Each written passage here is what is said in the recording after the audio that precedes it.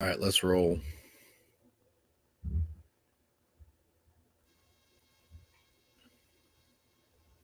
Stand by to launch FanStream Sports. 3, 2, 1.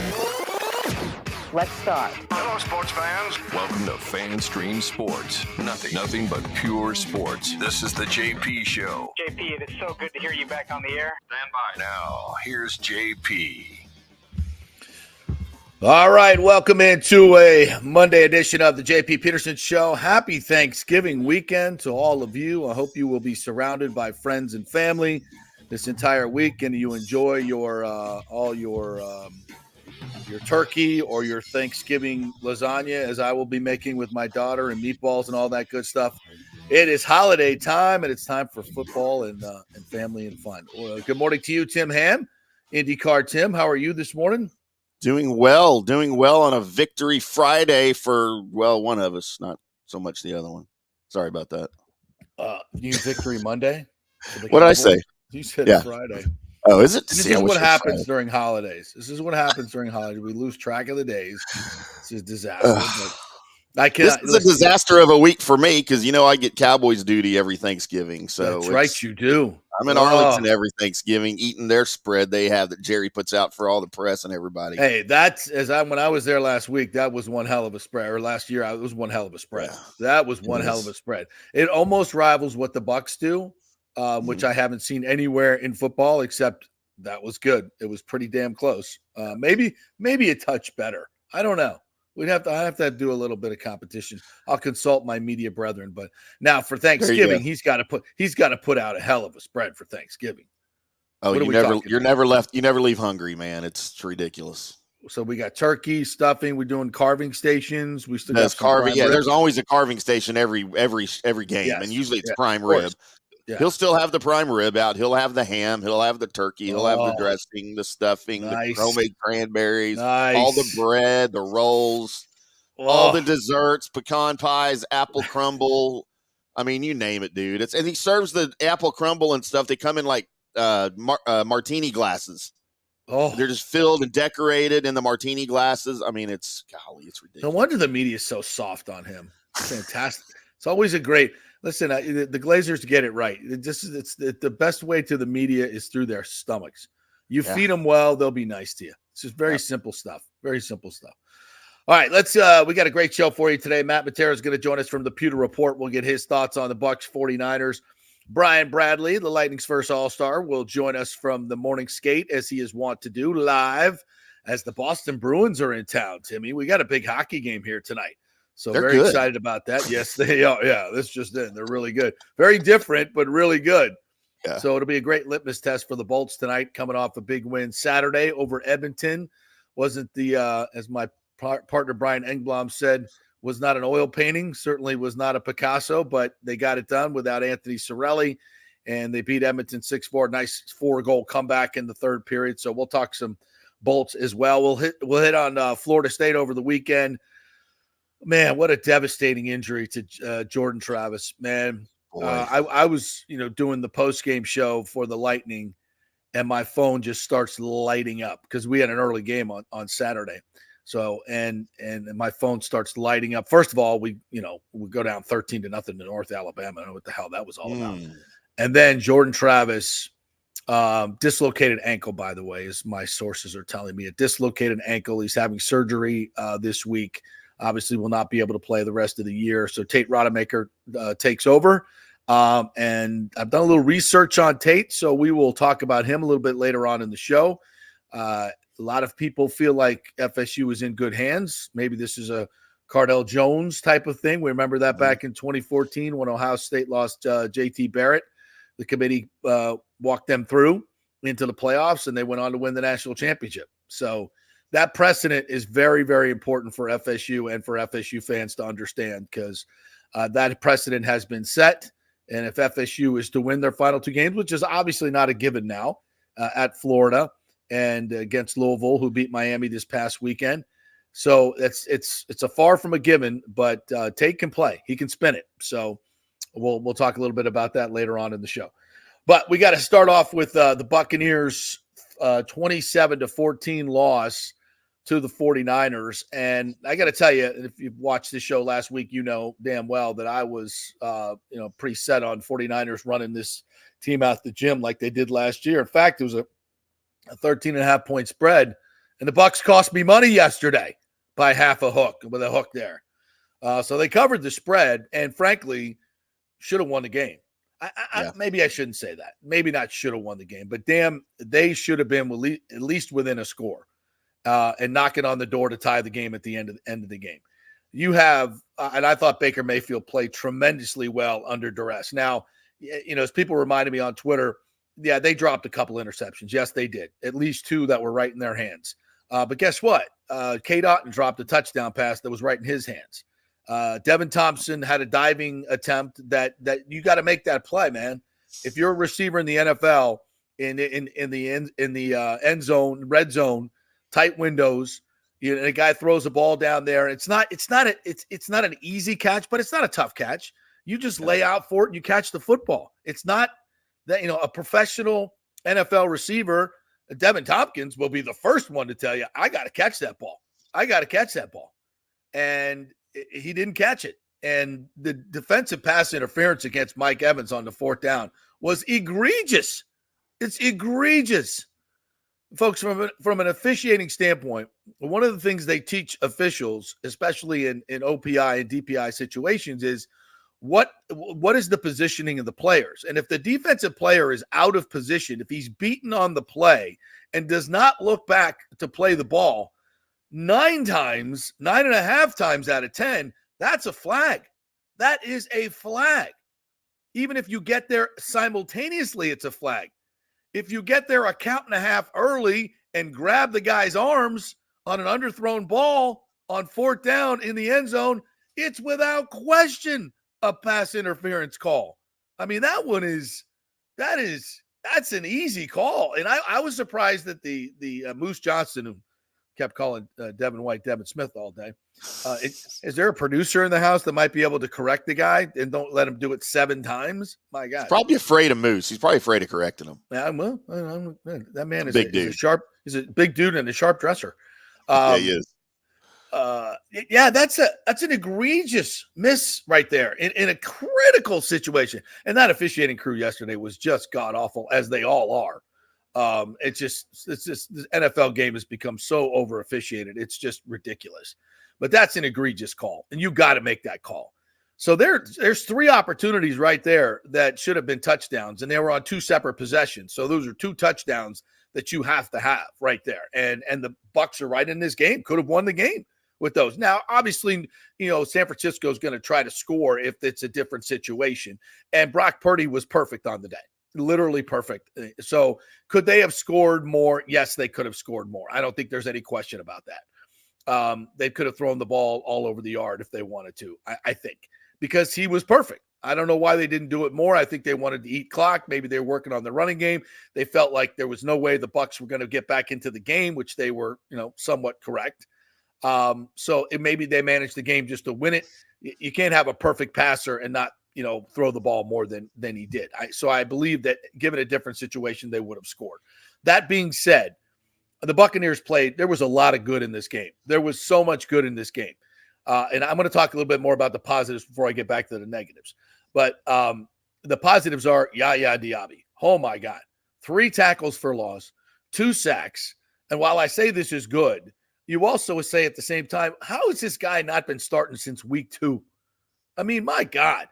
And I think he finally outsnapped JTS, finally. But it's just, this is a no-brainer. And I'm not there in practice, so I don't know if he's, not picking up the calls or not understanding the defense or not.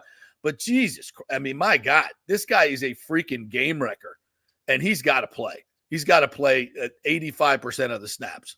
So what a great find by Jason Light in the 3rd round. This guy's going to be a hell of a player, and that's one of the best things I take away from it.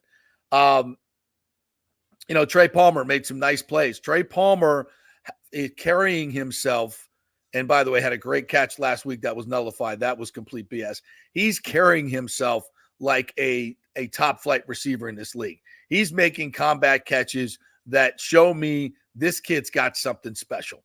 So I look forward to seeing him more involved in the game plan. Devin Thompson, the drop was the drop, but the way they're using him in the running game, a big 17-yard run to set up the first Mike Evans touchdown, the huge punt return, the guy is a weapon. And I know there's a lot of people that don't think he's too small, and he's got a place in this offense. And to me, he's got to touch it 5 to 7 times. He's that fast. So you're seeing young players come of age, those guys in particular. Now, some of the negatives, Devin White is just awful. And as we predicted going into this game, they're going to pick on him. They're going to set him up. And every time they needed a long drive, you could tell Shanahan went right after him. The touchdown to McCaffrey was just, you saw it coming, especially as the motion went. I'm like, oh God, 45's on 23. This is going to be, they run him underneath. Now, look, it's a bit of a tough play. It's a bit, but you got to know that the traffic is coming. You have to anticipate the play, which of course he anticipates nothing. You have to get underneath everybody. You got to get out and beat him to the spot because you know where he's going. Second of all, why the hell is Todd Bowles calling a defense where McCaffrey and Devin White are one-on-one, man-to-man? You can't do it. You can't do it. It's an absolute gift touchdown. So as much as I want to rip Devin White, you got to rip Todd Bowles as well because that's on him. And, and you see this all the time in the run game and in the pass game.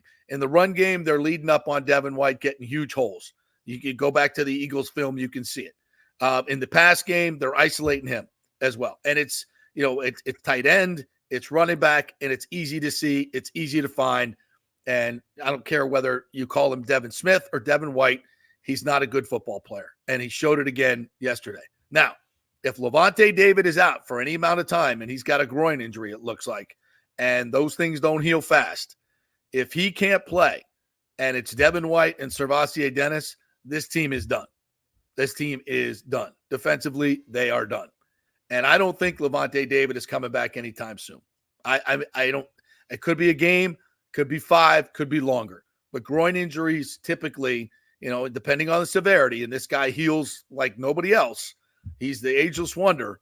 But, man, if he's out for any – and Devin White has to lead this defense, that's not going to be good. Also, Carlton Davis and Jamel Dean were injured. Jamel may be a little bit more serious than we think. The cart was called for him on the sideline, so that's not good. The way he fell down was very awkward. I don't want to, say the Achilles word, but I think I just did. So that could be a huge blow, in terms of that. Although, Jamel was not playing that great.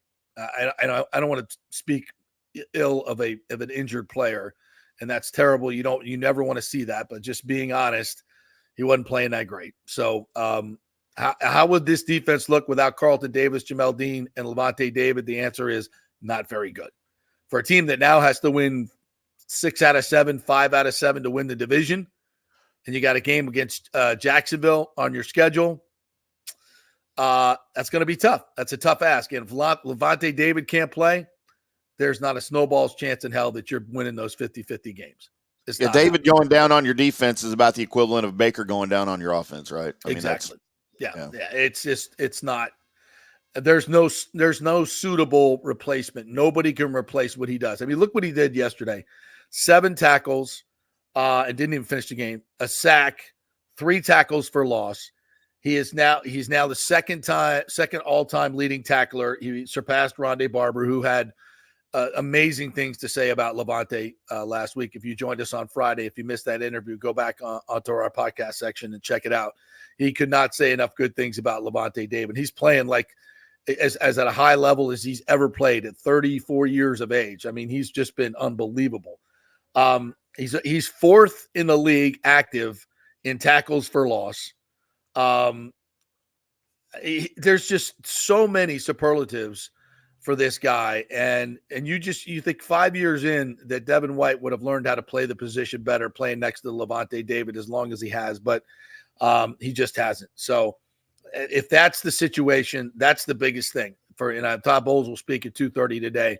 And if Levante is out for a period of time, let's start talking about draft picks because literally the season is over. This defense played well at times yesterday. I mean, giving up a perfect passer rating is never going to be a stellar situation, but the tackles for loss, the sacks, the pressures were impressive, and they got stops. They got stops that kept them in the game, as they have done this season. And Levante David is a huge part of that. Now, I want to talk about, and I mentioned Bowles a little bit. Once again, we take 3 timeouts to the half. It's just unbelievable. I mean, they get the ball with 2 minutes left. They get a big play into about the 34-yard line, I believe. The catch and run by Ayuk, I believe it was. So they got 2 timeouts with 1:40 left in the half, and they're at the 34-yard line. Time is not going to be an issue for them. Okay? They're not going to run out of time, especially offensively when you can clock the ball. So you have 3 timeouts. Okay? Take your time. You got the ball back with 16 seconds.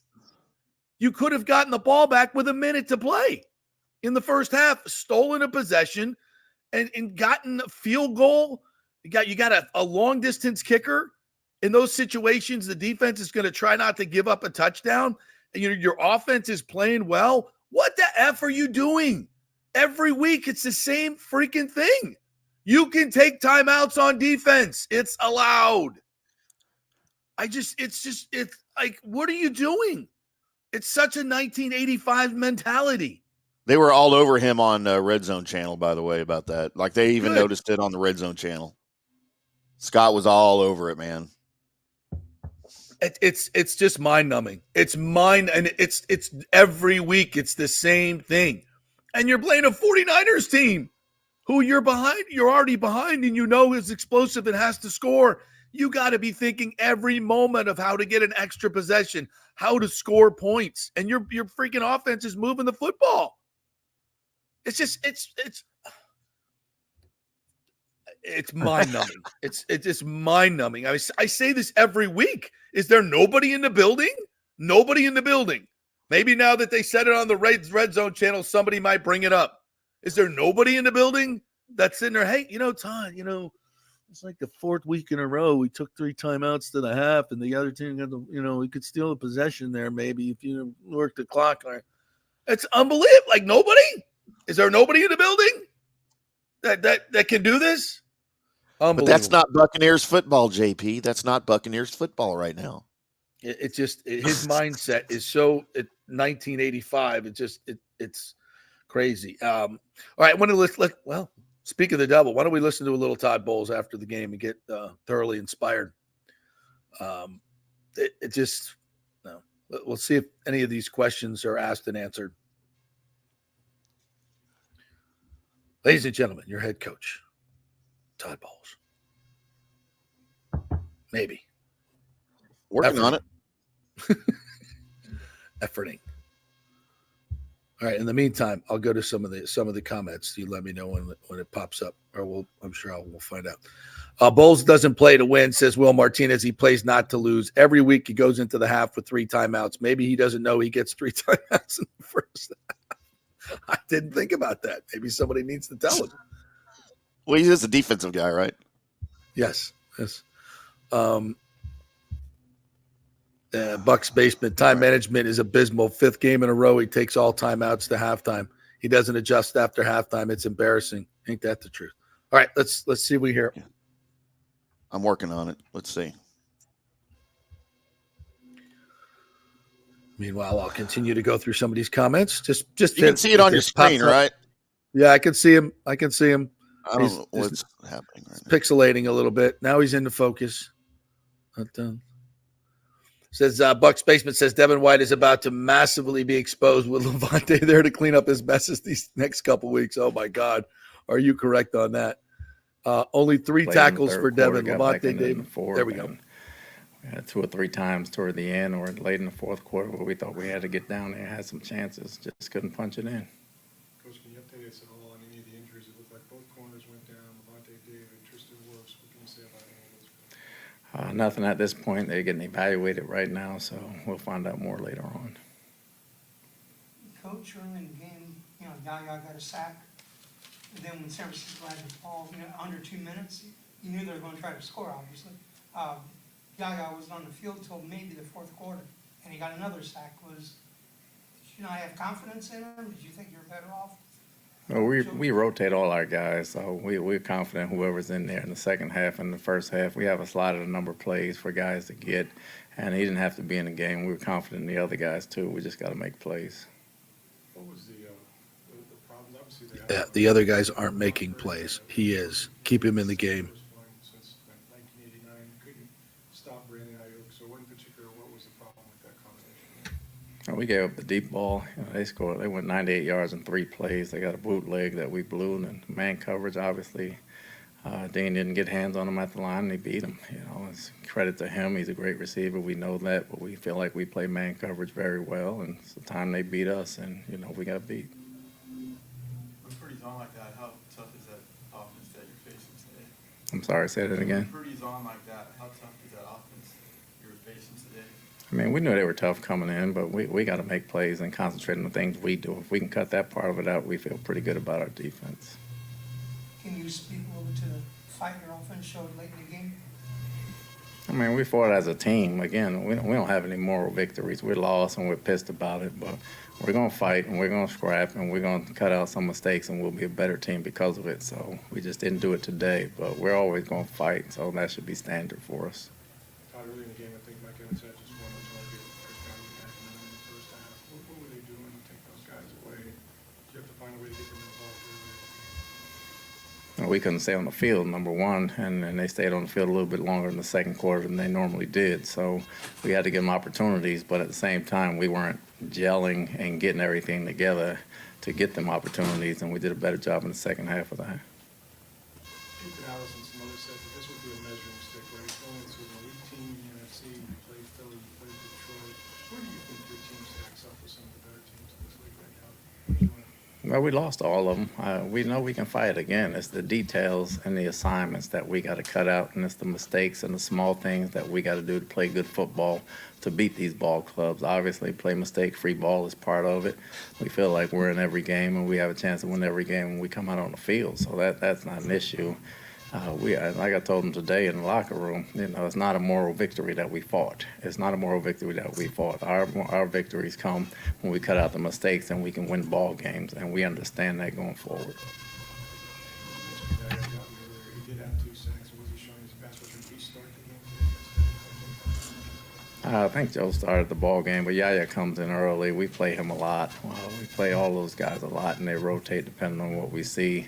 Obviously, he's a very good football player, and he's coming on like gangbusters. It's hard to keep him off the field, and he's getting more and more time. I think last week he had more time, or just as much time as everybody.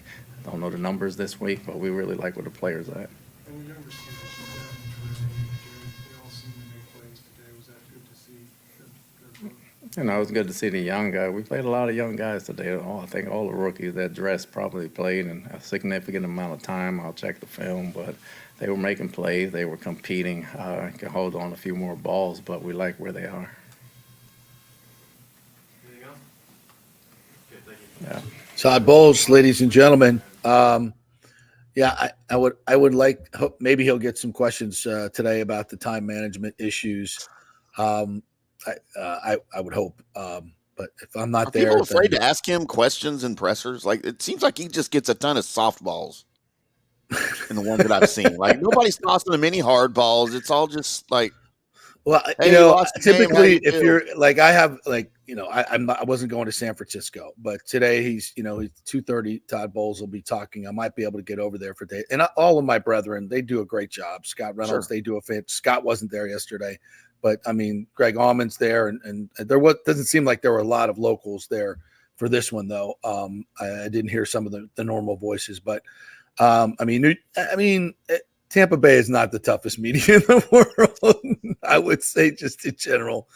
It's not. But these are questions I think typically after, everybody will have time to digest the game a little bit more. And because right after the game, sometimes it's hard to, and you don't want to ask a stupid question, about, you want to go back and look at the film. I do this all the time. It's like, I think they effed up, but timeout situations there, but sometimes you don't know. So you don't want to go in asking a question if you haven't been able to totally review it. Because and just like they have to do it, while the game's going on, the clock's running down. But guess what? That's their job, and they should be prepared for it. Todd Bowles making this same mistake at the half 5 weeks in a row is just inexcusable. I don't know if it's 5 weeks in a row, but it sure seems like it. I got to go back. We talk about it every week. So it's inexcusable, and it's got to be better. And it's not just the time management. Again, it's the game planning. It's the game planning. From an offensive and defensive standpoint, sometimes you're just scratching your head. How can you leave McCaffrey one-on-one with Devin White? How does that continue to happen, especially when you have somebody that's a better option? I mean, obviously they coach too, and they can get certain situations, and that's where coaching comes into play, man. You want to attack their weaknesses, and it seems like he's always easily attacked, especially in the red zone. That's bad coaching. Get him off the field. Get somebody else in there. Do something. They're coming after him. You know it. You should know it by now. If you don't, if you're expecting a different result, I don't know why, because it's the same thing every time. 45 trailing to play. Once again, everybody looks on that defense. They look at the film and they go, okay, look, let's go after 45 in the red zone. Let's go after 45 in the red zone. They figure it out. They figure out your coverages. They know what his responsibilities are, and they go right after him because he sucks. There. Is it just possible that Todd Bowles doesn't know that he sucks? Well, there's how he's coaching. There's no question that Todd has an affinity for Devin. Everybody knows it.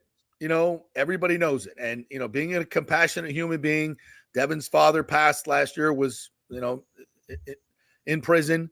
It's a murky situation there. And, I'm sure it's a great thing that you take a player under your wing and you want to, but at some point, that's the problem. You can't do that as a coach, a head coach, or even a position coach. You can't play favorites. It's a meritocracy. It has to be, or everything breaks down. And that's a problem, and that has been a problem in this locker room. It's been noticed. I know this for a fact. And how can it not be noticed? This doesn't take a brain surgeon, but because everybody can watch the film. I got 20 comments here on Devin White. Devin White was trending on Twitter. I mean, yeah, he was. When a linebacker is trending on Twitter and hasn't made a pick six or done something, I mean, that's hard to do. So he was trending because he's so massively exposed. As James says, he had 3 tackles for Devin. And Levante Servassier had 2. I mean, yeah, it's going to get ugly. And that's why I say if Levante's down for any amount of time, this team is toast, absolute toast. But the good news is this offense is starting to click. They got more weapons now. I think Baker's becoming more comfortable throwing to Trey Palmer. I think he's becoming more comfortable throwing to Devin Tompkins. Cade Otton has become, obviously a target. And you got 2 of the best wide receivers in the game, although, once again, Mike had 12 targets, 5 catches. That's not good enough. It's not good enough. His catch percentage is not good enough. And you look at yesterday, I think Godwin had 7 targets, 6 catches. Significantly better. And those are plays. And I know some of them are they're smaller percentage down the field throws to Evans, but still, that's 7 attempts that are incomplete and are I don't want to say a waste, but it's got to be better than that. Even 2 or 3 catches can make the difference. That one in the end zone, and that wasn't his fault, obviously. That's got to be a touchdown. And I would say, and if I'm not mistaken, he was under heavy pressure. So you can say, oh, throw a better ball there. That ball was good enough, and it should have been a DPI. And when you got 4 guys hanging on you constantly, and Baker was under a lot of pressure yesterday, a lot of pressure. He threw a couple, probably 2, maybe 3 that should have been intercepted. But he knew you got to force the ball down the field against these guys. You got tight windows. You got to make plays because they're going to score, and you got to score too. It's one of those games where taking care of the ball is going to be a little less important if you're going to win. And they were trying to win. So I respect that. I totally respect that. All right, we'll take a quick break. We'll come back on the other side. We'll hear from Baker Mayfield. We may hear from some of these I had a request for Dustin from Auburndale wanted to get in today, and he has a couple thoughts about this game. So we never want to miss an opportunity to get Dusty from Auburndale in. Pure entertainment every time. So we'll do that and much more. We'll hear from Baker Mayfield when we come back. We're brought to you by the Jeeves Law Group, JEEVESLawGroup.com, and the folks at the patio. They had a big weekend at the patio. The place was packed. Why not? The weather's great. Great place to watch the games under the palm trees, under the stars. A great outdoor space and indoor space that they have there at the patio. The best sports bar in town. The food is great. The drinks are great. And they're very, very inexpensive, unlike some other sports bars. The patio, 421 South McDill, 3 blocks south of Kennedy. Back in 3. Stay with us.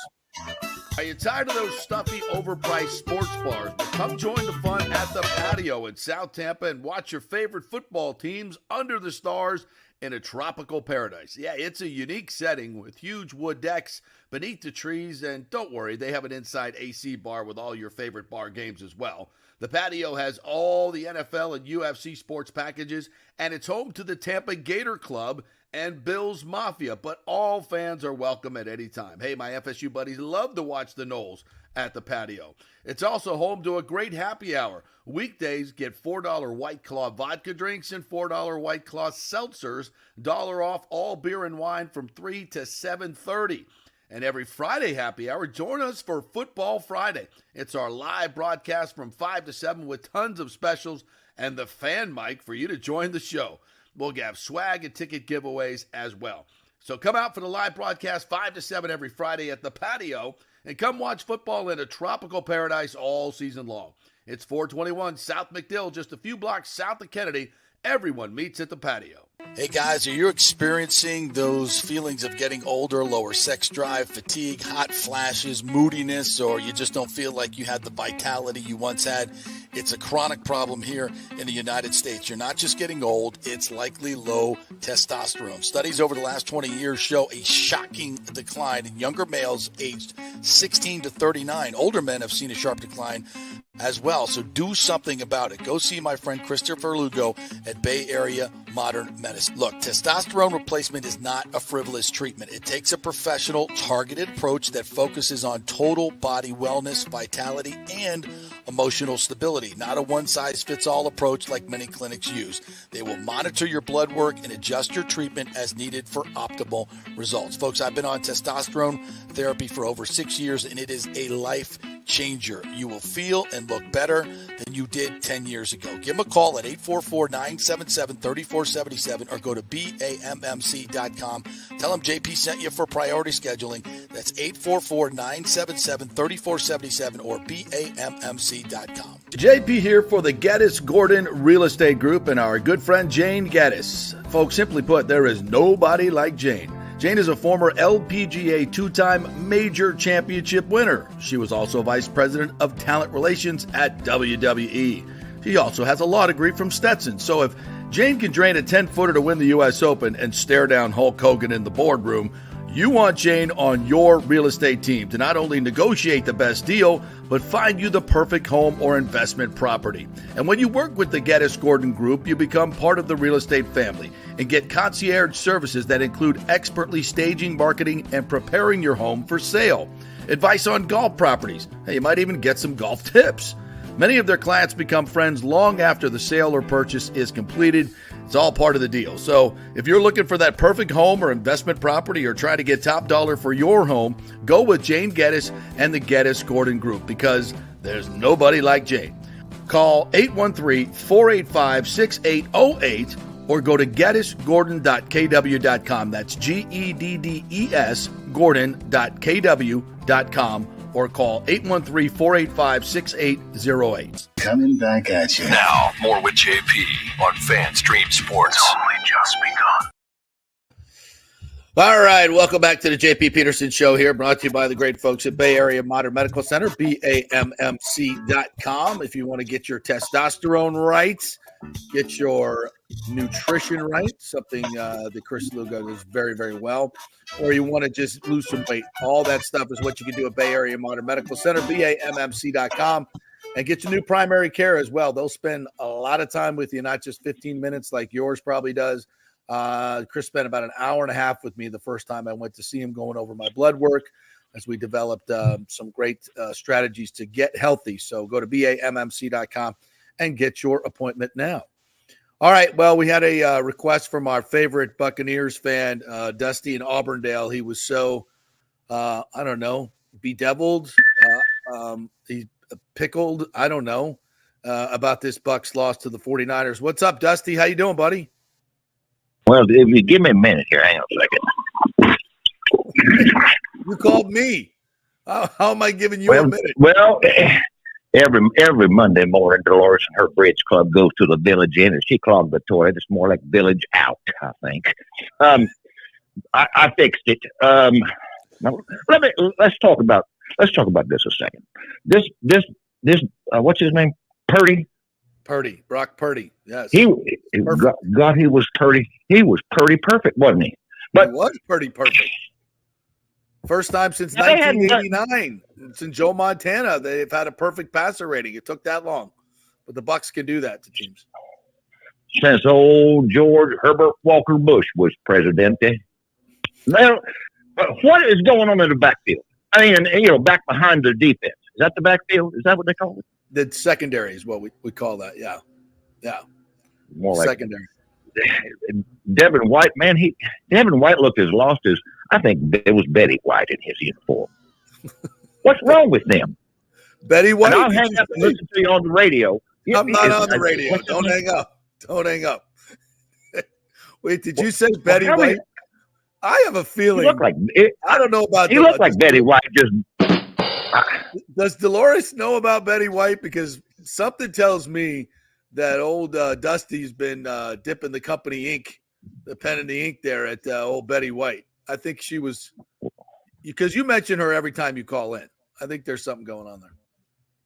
Well, I've been watching the Golden Girls every night to go to bed. I bet. It helps me, but I have to sleep on the couch. Now let's go back to this game here. All right.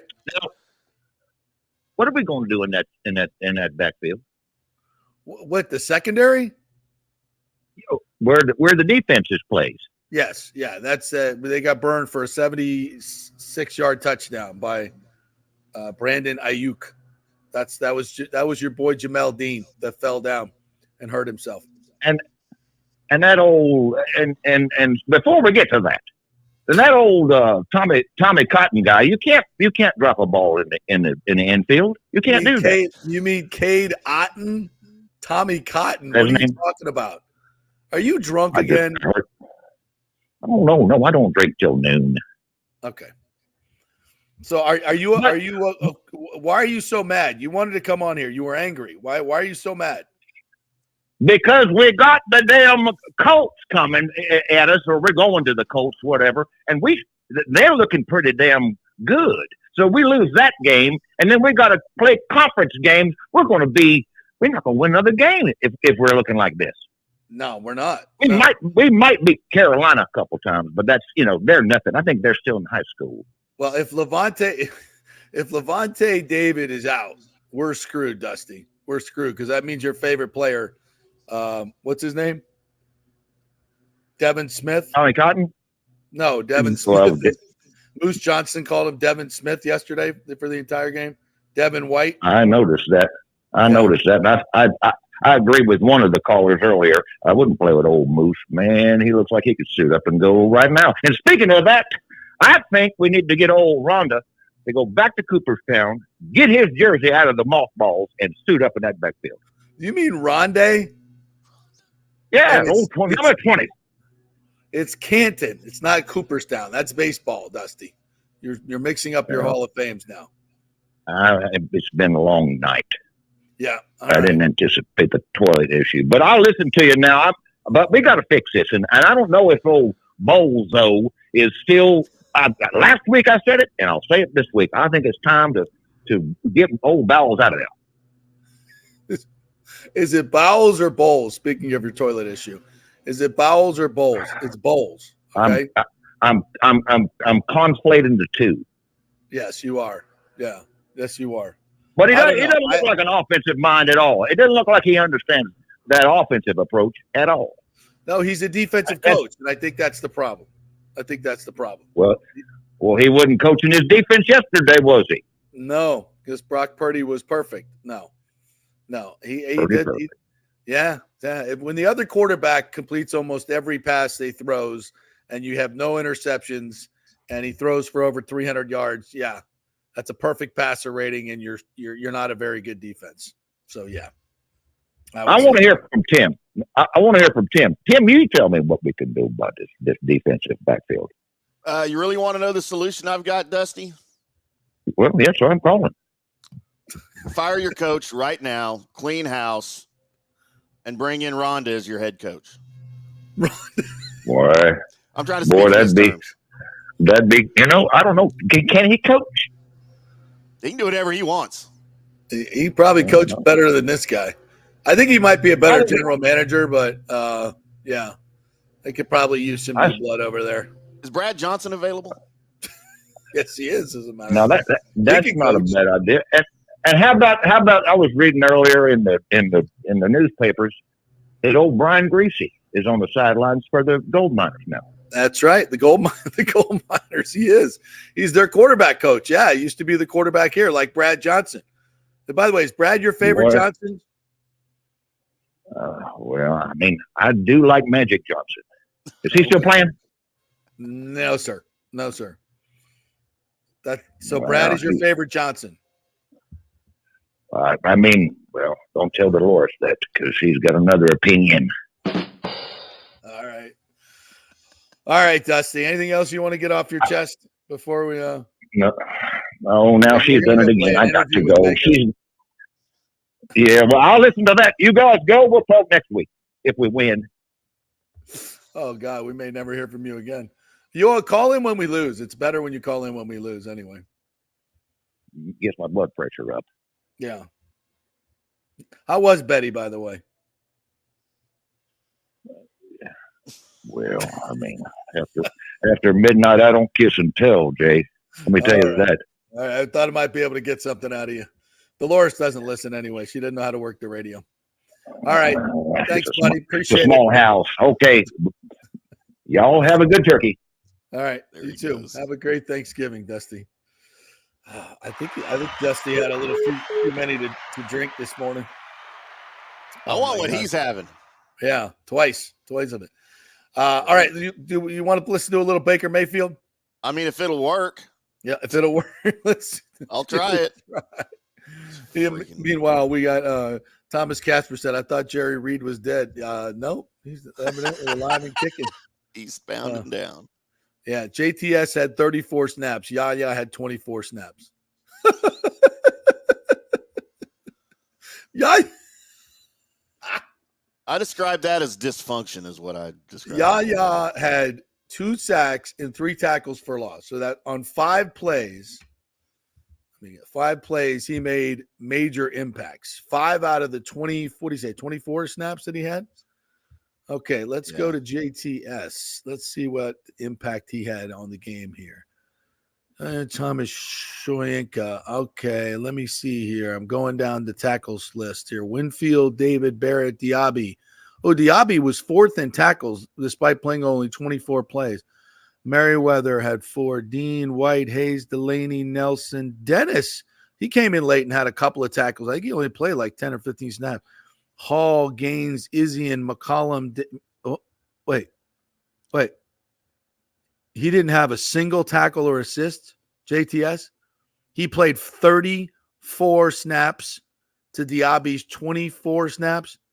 Diaby had made 5 impact plays, and he's not even on the list. Wow. Like, doesn't that take effort? You're just running away from the ball at that point, right? Yeah. And imagine the dude that's putting him in 34 times or 34 snaps. Imagine that guy. And by the way, this is not something new. This is not something new on the stat sheet. This is what happens just about every game. But yeah, we're going to still keep trotting number 9 out there. Keep sending him out there. He's gonna break through soon, Timmy. I'm telling you, he's going to have that breakthrough game. I don't think so. You don't think so? and keep hoping. If it hadn't happened yet, it ain't gonna happen, man. Like 34 snaps, you're on the field, and you don't even sniff the stat sheet. Like I could do that, literally. I guarantee you, if you put me out there for 34 snaps, I will find a way. I will find a way to get at least half a tackle. Like at least get an assist, right? Like just being close to the ball, sometimes you get an assist. And they're running at you almost every play. Oh, man. That's dysfunction right there. And that guy's out snapping the guy that's just crushing it. And this is what I'm talking about. This team, he plays favorites. He puts people out there that have no business being out there constantly and keeps doing it. It just keeps doing it. Time and time again. Terrible. All right, let's hear from the players' champion, Baker Mayfield. You guys were down 27-7, I think it was. You got back in that game. Felt like it's a great sweatshirt, by the way. That is. Sweet hoodie. And the score is what it is. There's no more victories. Todd Bowles said that. But did you feel some rhythm against a really good defense today? Yeah.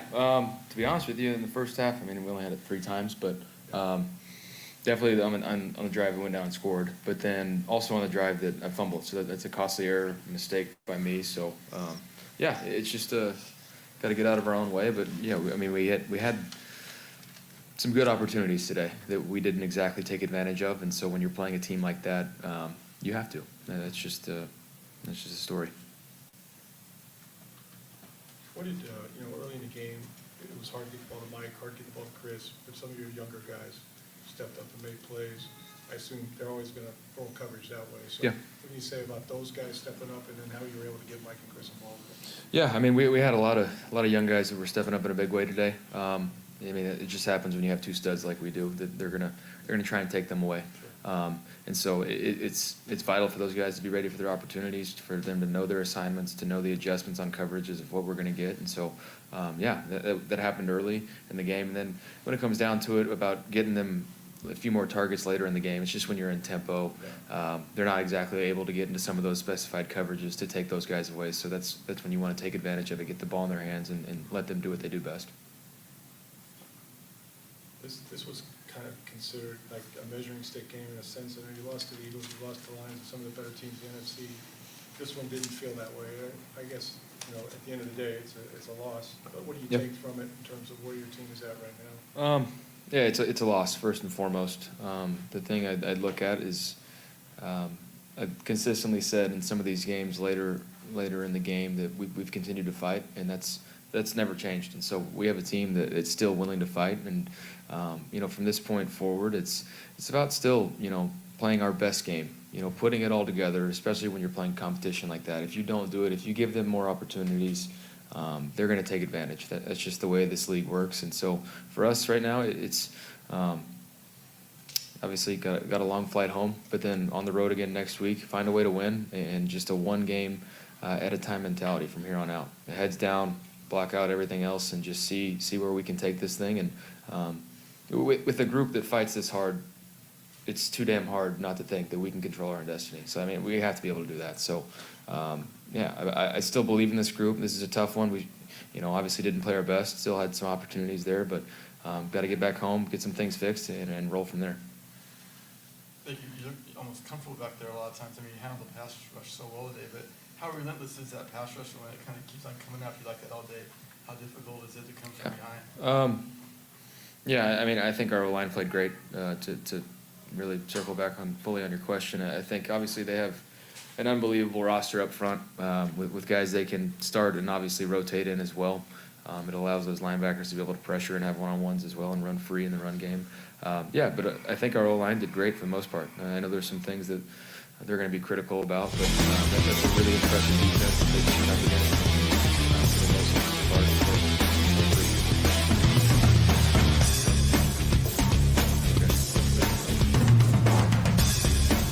Tim, are you seeing this? There we go. All right, we'll come back here. Baker Mayfield right there. Hello, are we there? Can you see me? Can you hear me? Had a little issue there. Sorry about that. Tim, can you hear me? Can you hear me? I'm not sure if Tim can't. I can't. He can't hear me. I can't hear me. Let's go to break. If you can hear me. Go to break. There we go. I can hear you. Not sure what happened there. You got me? Hang on. Yeah, I got you. All right. Let's go ahead and hit a break. We need to hit a break anyway right now, so we'll do that. We'll come back on the other side. Jordan Travis has put out a statement as far as his injury goes and his playing career. So we'll talk a little Florida State football. A quick break. Can we get to a break, Tim? You look like you have. Yeah, I'm going to do my best. Let's do it. Okay, let's give it a try, and we'll be back in 3 minutes. Stay with us. JP here for the Jeeves Law Group, Jeeves. Call for a free case evaluation, 888-9-JEEVES. That's 888-9-JEEVES. We're local, we're trusted. The law firm brings over 80 years of combined legal experience focusing on clients in Tampa Bay, the state of Florida, and national class action cases. If you're injured, get that free case evaluation, no cost to you. The Jeeves Law Group's focus is on auto, truck, and motorcycle accidents, as well as class action and consumer protection law. Scott Jeeves is a board-certified civil trial lawyer and a certified circuit court mediator practicing in the Tampa Bay area for over 30 years. You hear him on the show all the time. Great guy, big Gator fan, and great for the community. The Jeeves Law Group is a highly skilled team with years of experience that will apply their skills, expertise, and knowledge to assist individuals who have been in an accident with compensation for damages, lost wages, medical expenses, pain and suffering, and property damage. Get that free case evaluation, 888-9-JEEVES. That's 888-9-JEEVES. JP here for my good friends at Italiano Insurance, and they did it again. Once again, Italiano Insurance stepping up with the best customer service. I was in a bind. My old insurance company, my auto insurance, jacked up my rates, so I called Charity at Italiano Insurance, and she stayed till 9:30 at night until she got my insurance done. And guess what? She searched all these companies for me. I didn't do the work. She did. Saved me $1,000 on my annual premium. $1,000, folks. That's real money. And that's what you get at Italiano Insurance. Great customer service. And here's another note for you, by the way, with hurricane season up. 40% of people in Florida are underinsured. That means if you have something happen during a hurricane and you need replacement costs, you're going to get 40% less than you deserve. Can't let that happen. Call the folks at Italiano Insurance and get them to help you out in both those regards. They will save you money and keep you insured properly. That's 813-877-7799. Great folks in the community, been doing it for over 60 years. Italiano Insurance, 813-877-7799. JP here for the Geddes Gordon Real Estate Group and our good friend Jane Geddes. Folks, simply put, there is nobody like Jane. Jane is a former LPGA two-time major championship winner. She was also vice president of talent relations at WWE. She also has a law degree from Stetson. So if Jane can drain a 10-footer to win the U.S. Open and stare down Hulk Hogan in the boardroom, you want Jane on your real estate team to not only negotiate the best deal, but find you the perfect home or investment property. And when you work with the Geddes Gordon Group, you become part of the real estate family and get concierge services that include expertly staging, marketing, and preparing your home for sale. Advice on golf properties. Hey, you might even get some golf tips. Many of their clients become friends long after the sale or purchase is completed. It's all part of the deal. So if you're looking for that perfect home or investment property or trying to get top dollar for your home, go with Jane Geddes and the Geddes Gordon Group because there's nobody like Jane.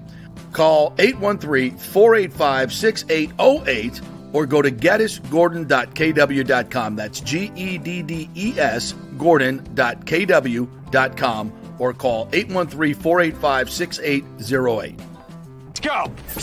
Right now, back to the show with JP on FanStream Sports. All right, welcome back to the JP Peterson Show, brought to you by the Gold and Diamond Source. They got their Black Friday event coming up, so make sure you get your gift card match at the Gold and Diamond Source.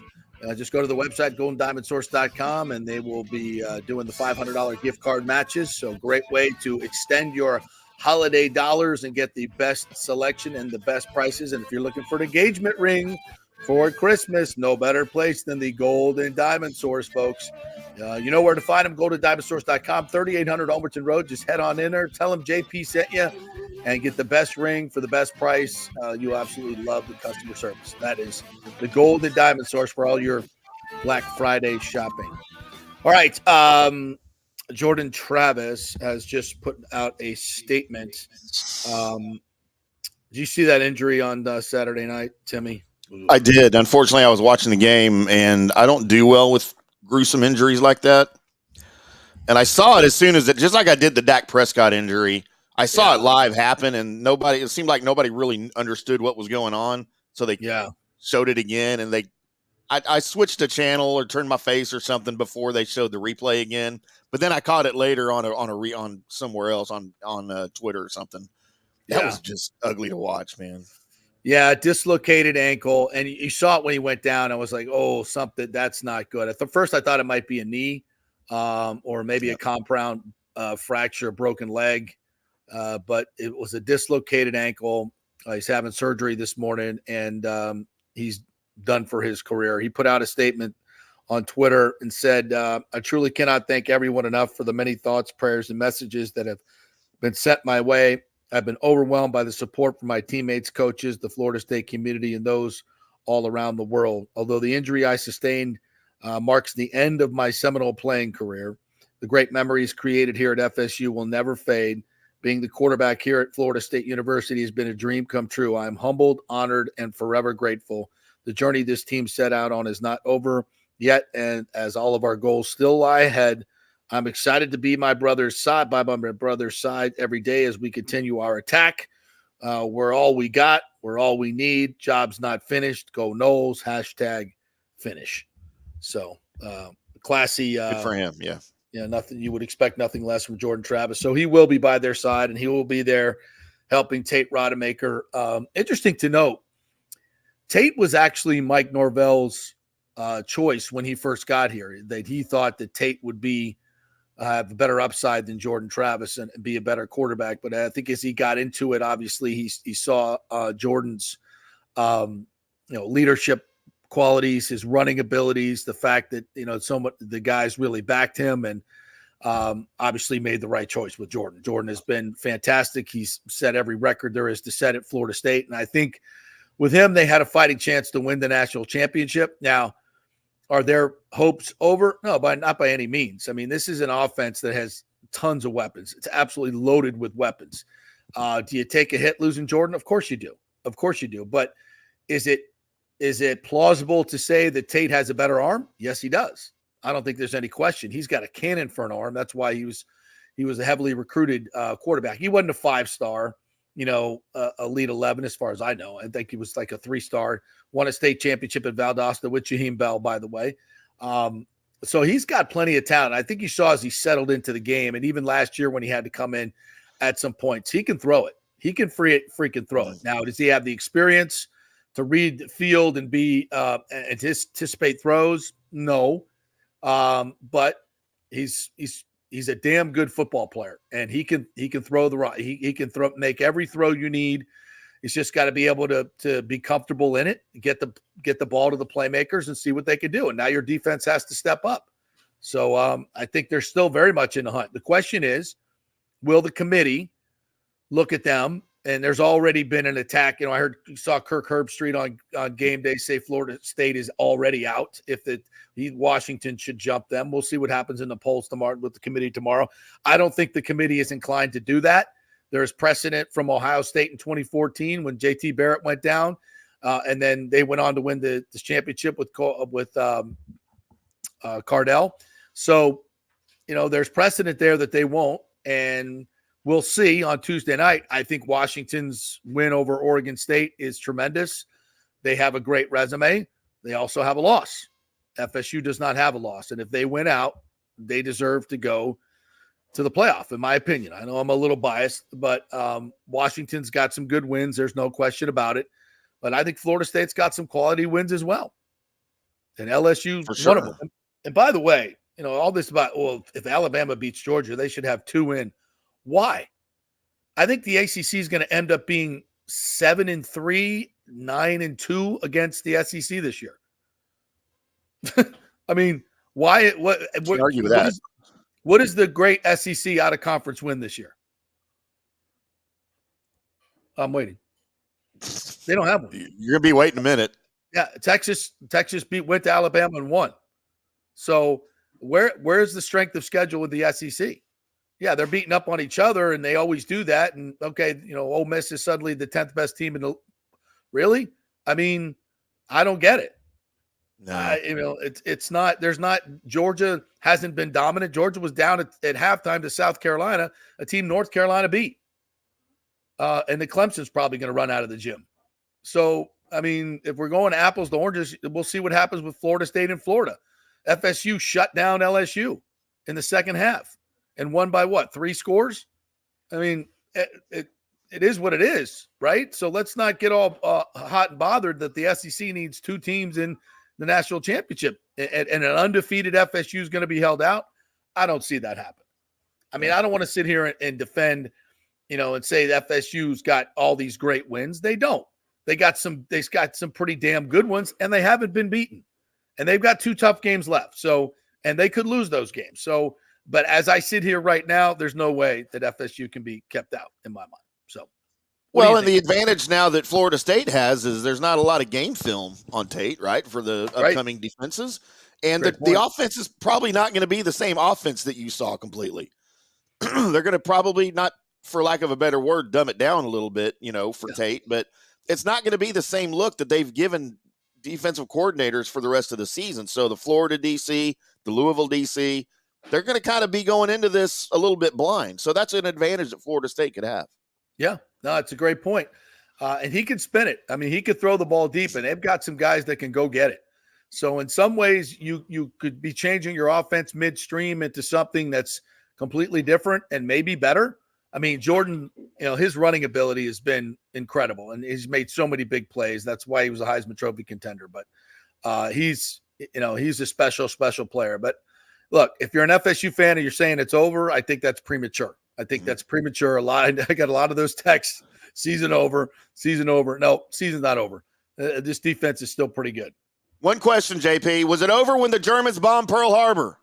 It ain't over now. All right, let's bring in our good friend Matt Matera from the Pewter Report and ask him if it's over for the Buccaneers. If Lavonte David is injured in any way, it's over for the Buccaneers. How are you, my friend?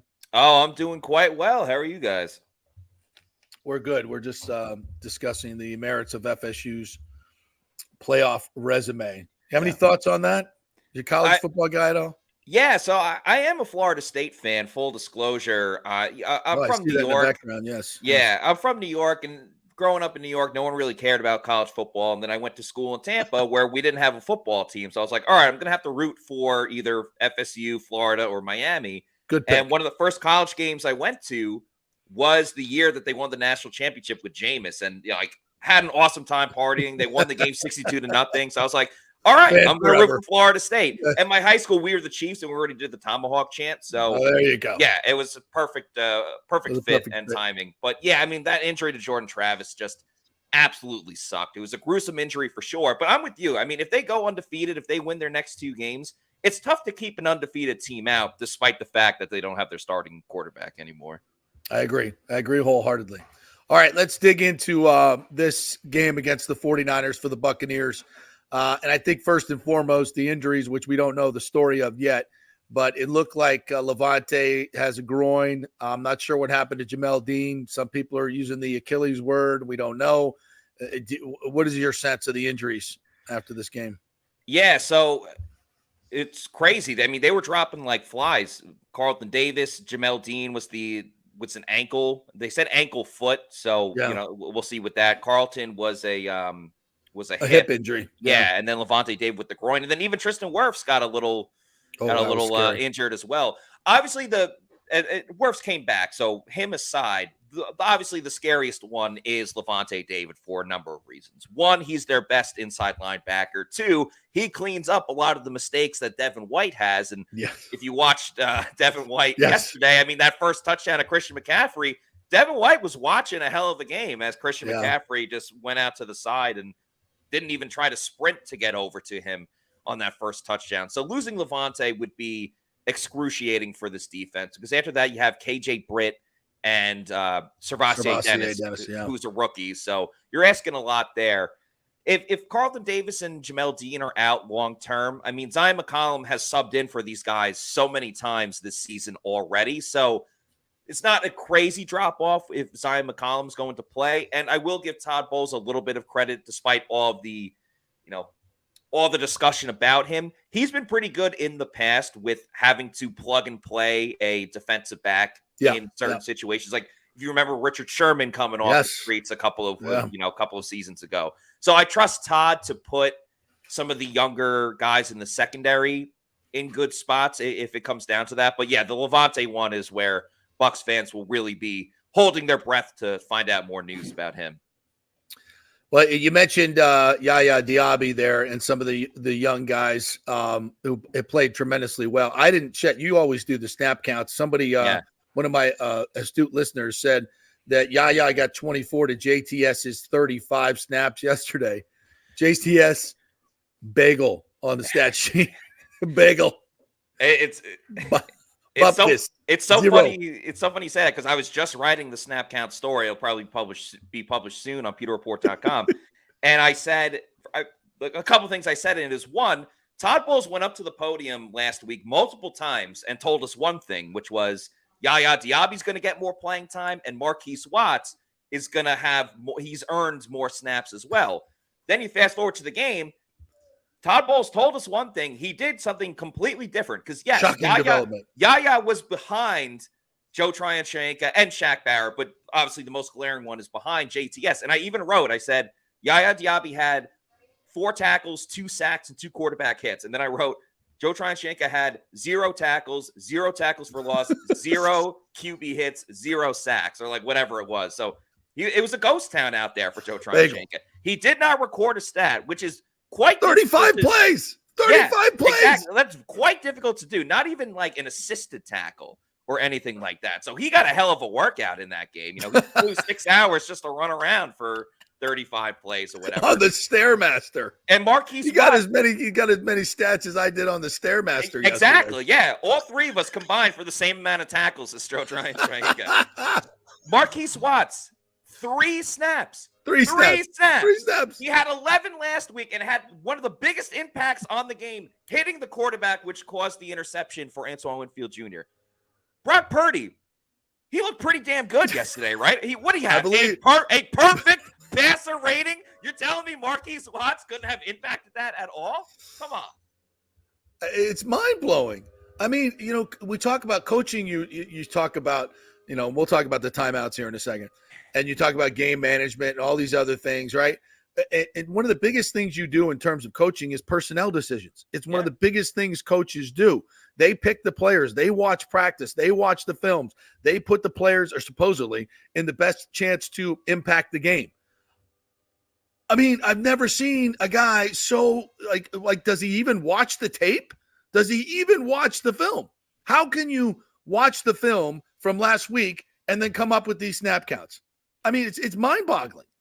Especially when they were the guys making the big plays. Yes. Like JTS, if you want to say, okay, he's solid at like stopping the run, I can agree with that to a degree, but he also doesn't get to the quarterback anymore. And Christian McCaffrey and Elijah Mitchell ran pretty well against the Bucs defense yesterday as well. That's been a flaw of Todd Bowles, or one of them, is that he takes too long to make those changes with personnel. And then he finally makes the changes last week. Why not stay with it? Even Jamel Dean, he said something interesting last week. He was like, I'm a very superstitious guy, so I hope we do exactly the same thing that we did last week and do it again this week. Well, you didn't. You didn't play Yaya. It has nothing to do with superstition. It's just you're the guy picking the players. And also another thing on the defensive side of the football, I get it. Vita Vea had an illness, and maybe that affected some of the snap count as well. But Logan Hall had the most the most snaps by a defensive tackle in that game. In what world, unless Vita Vea was really as sick as a dog, and by the way, he had a sack in the game as well, a team-leading sack for himself. Right. How is Logan Hall getting more snaps than Vita Vea and Kalijah Cansey? Outside of Vita Vea being sick, that doesn't make sense to me either. No. And these guys are making impacts too. Diaby with the limited snaps that he has. And it's not like he doesn't appear to be a better player. I mean, he's 6'3", 275 pounds. He blows people off the ball. I mean, it's ridiculous. And let's talk about the timeouts. I haven't checked this, but I think it's correct. One of my astute commenters said this is the 5th straight game. I know it's like 3 at least that Todd Bowles has taken all 3 timeouts to the half. And this is just yesterday was mind-boggling as well, because after I believe it was the Ayuk play where they get down at the 35-yard line, 34-yard line, they've got a minute and a half and 2 timeouts left. Okay, you're not going to run out of time in that situation, San Francisco. Yeah. By calling timeouts and saving time, you're not giving them an advantage. You still have to stop them anyway on 4 downs. That's the way the game works, right? Yeah. So, I mean, why not use those timeouts right there to save time to get that extra possession? You got the ball back with 16 seconds left. You could have gotten the ball back with over a minute had you used your timeouts. Why? And this has happened 5 games in a row. What I mean, this is absolute coaching 101. And if you're being criticized for being an archaic defensive coach and you keep doing this, you're giving us a lot of ammunition. What the F is going on here? Yeah, I mean, I think everything's circumstantial, and having your timeouts in the first half versus having your timeouts in the second half, I think are 2 different things. But what I would like to see, and I get it, like you want to hold on to your timeouts later in the game so you can start using them to kill the clock, which he didn't in the first half, to your point. But, not all timeouts are the same. Like there are times, again, in the first half where it's like, all right, you don't like a certain lineup with your offense, you call a timeout on 3rd and short. Yeah. Where I really think the Bucs could have used a timeout here or there is on the defensive side, because how many times do we say it's at least like once or twice a game where, oh, there's a breakdown and a busted coverage by the defense on a certain pass play. Well, maybe when you have a couple of those 3rd and 4th, 3rd and 5ths, whatever, maybe just call a timeout real quick to regroup everybody, make sure we're all on the same page. Because George Kittle was wide open like 15 different times in this game. I'm obviously every time. Yeah. Deebo Samuel was wide open. I'm going to just go out on a limb and say that maybe that was Devin White's man. I don't know that. I'd have to look at the defense. Yeah, I don't know. It's a safe guess, though. Yeah, it's a pretty safe. Those things, though, yes, use your timeouts on defense. Use them on defense. There's no reason to take 3 to the house every single week. It's ridiculous. All right, so what other general observations did you have in the game that caught your eye?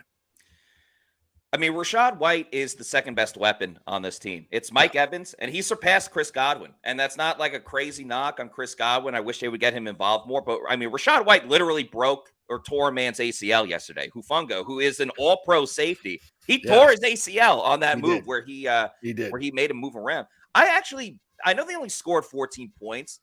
I don't really hate how the offense was constructed. No, I think they played great. And Baker, I would give him like a C+ grade for how he played, because he kept the offense in it. That fumble was inexcusable, and that's the thing that you worry about with Baker at times, that he tries to play hero ball. It's like, dude, it's 1st and 5. It wasn't 3rd down. Like, you could have just lived to fight another day, either throwing that ball out of bounds or taking the slide. That fumble was a big momentum killer right there. But yes, it was. I really liked how the Bucs were able to drive down the field, because they knew they weren't going to be able to run the ball too well. So they used short passes, screens to Rachaad White, and end around to Devin Tompkins. They used that as an extension of the running game with those short to intermediate passes. Now, I don't think they have to do that every single week, but against an opponent like the 49ers, I thought that was really important. They moved the ball fairly well. And then at the end of the game, you had to keep going for it on 4th down. I get it. Yeah, of course. Yeah. 49ers stopped them there. But I liked how the offense was able to move the ball despite just only scoring 14 points. So I do think the offense is heading in the right direction. It's just, it's a little bit of Jekyll and Hyde with this team. Like, sometimes the defense looks great, the offense can't score at all. Then the offense starts moving it, and the defense just has these wild implosions. It seems like the defense plays either extremely well, or they don't know how to line up 11 players on the field at once. It's like there's no in between for this unit. Matt, I read an interesting quote from Bowles. Of course, I didn't get to see the press conference, but he was talking about that long pass that when Ayuk beat Dean down the sideline to make it, I think, 20-6 at that point. Yeah. Bowles said he beat us. Credit to him. He's a great receiver. We know that. And then he said, I feel like we play man-to-man coverage very well. That was the call, end quote. it seems like just a couple of weeks ago, he was telling everybody in the press conference it didn't matter if they played man or zone because they sucked at both.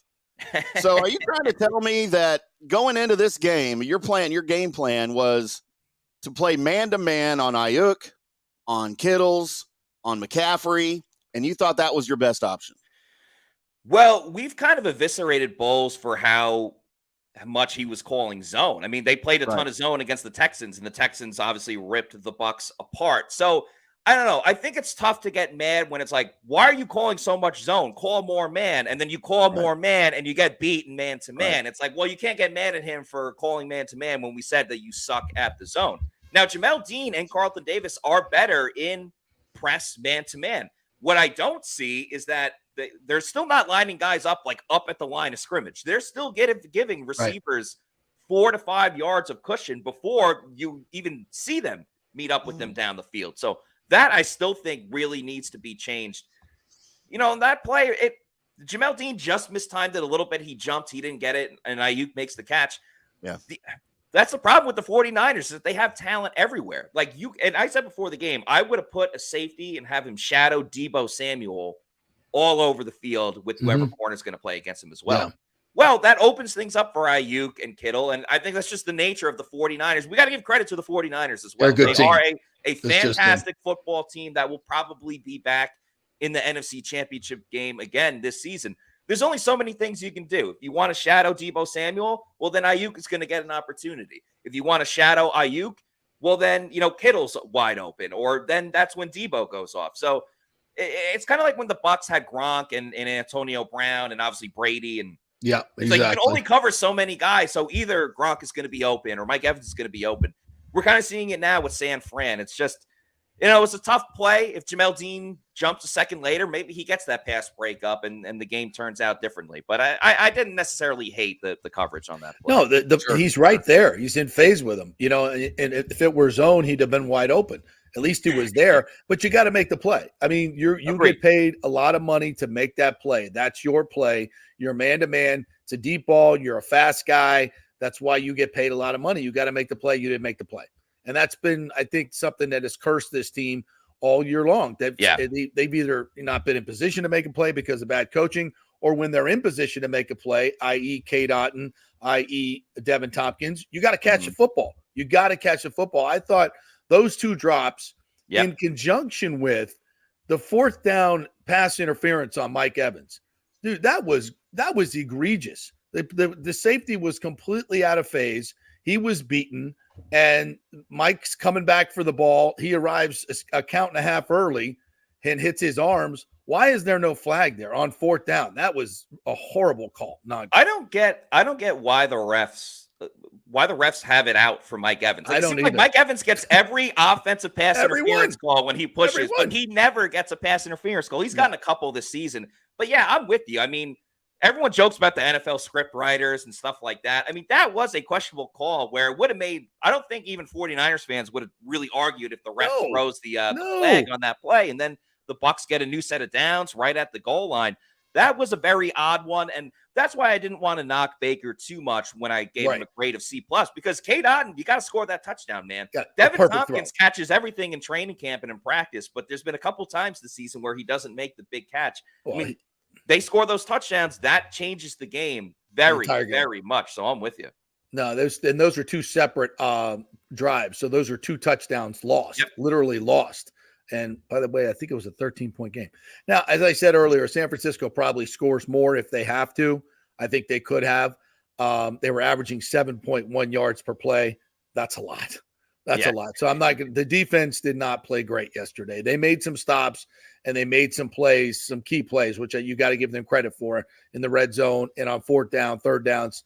So that was good. But just in general, they gave up huge chunks of yards, 427 yards total. It wasn't a great day for the defense. But just in overall, I just thought they hung in there a lot better than they did last year when they were down 28-0 and lost 35-7. I didn't think they were physically whipped like they were last year. So I thought overall a pretty positive performance given just those things that we just said about the not making those plays at critical times.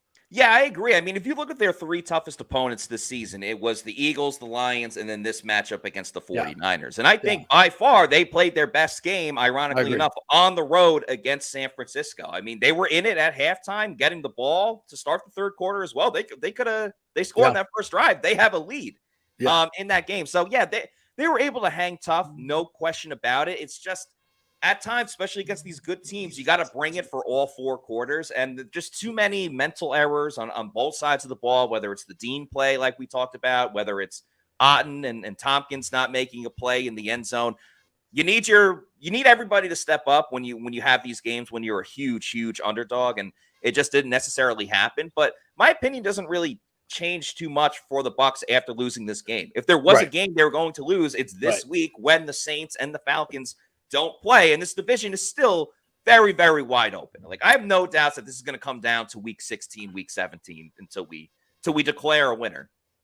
Yeah, that's exactly where after the game, I'm like, this actually bodes well for the rest of the season until I heard Levante was hurt. If Levante's hurt, I think this defense, which didn't play great yesterday, but that was a really good offense, really it takes a step back. And without the defense, you're really in shit shape. So that's what scares me. I got to see this defense play without Levante David, and my sense is they're going to, you think they look lost now? Yeah. Wait till Devin White's running the show for real. Oh my God.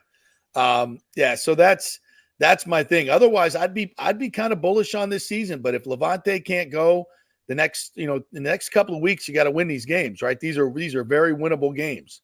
Well, they got what? Indy this week? Yeah. At Indy, and then Jacksonville. No, that's down. Jacksonville's on Christmas Eve. Right. So that's an L.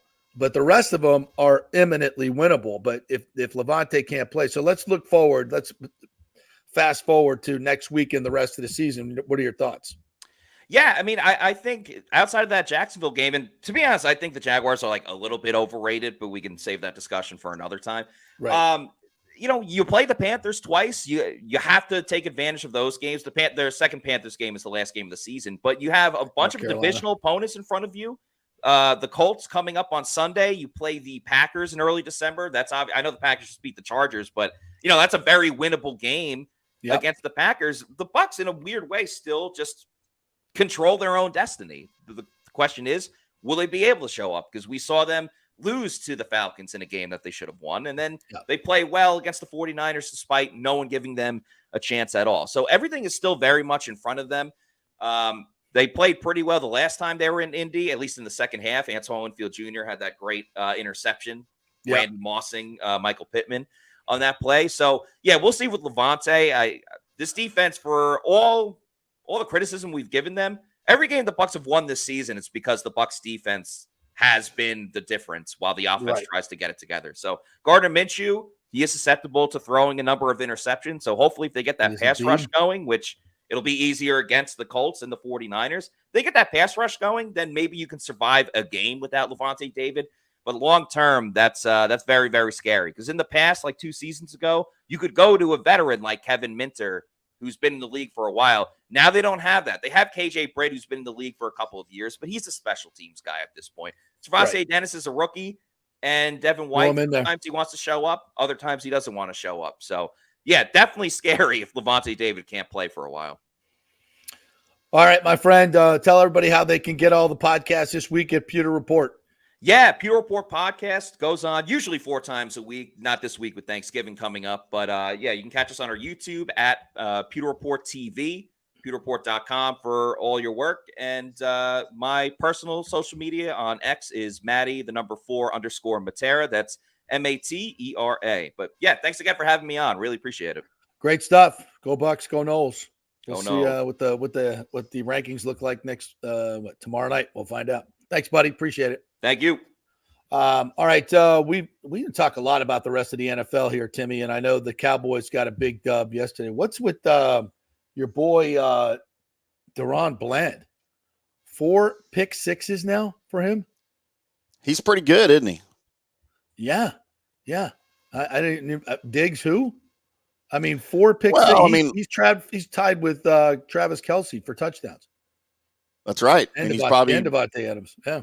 Probably a better football player than Travis Kelce. I'm just saying. Ooh, wow. So, I mean, third round pick. First of all, you didn't really know what you were going to get, right? In a third round pick. But dude, since Diggs has gone out, he has come in, and obviously he's just been a stud. He's always near the ball. He's always in the right place at the right time, and not just interceptions. The dude can hit.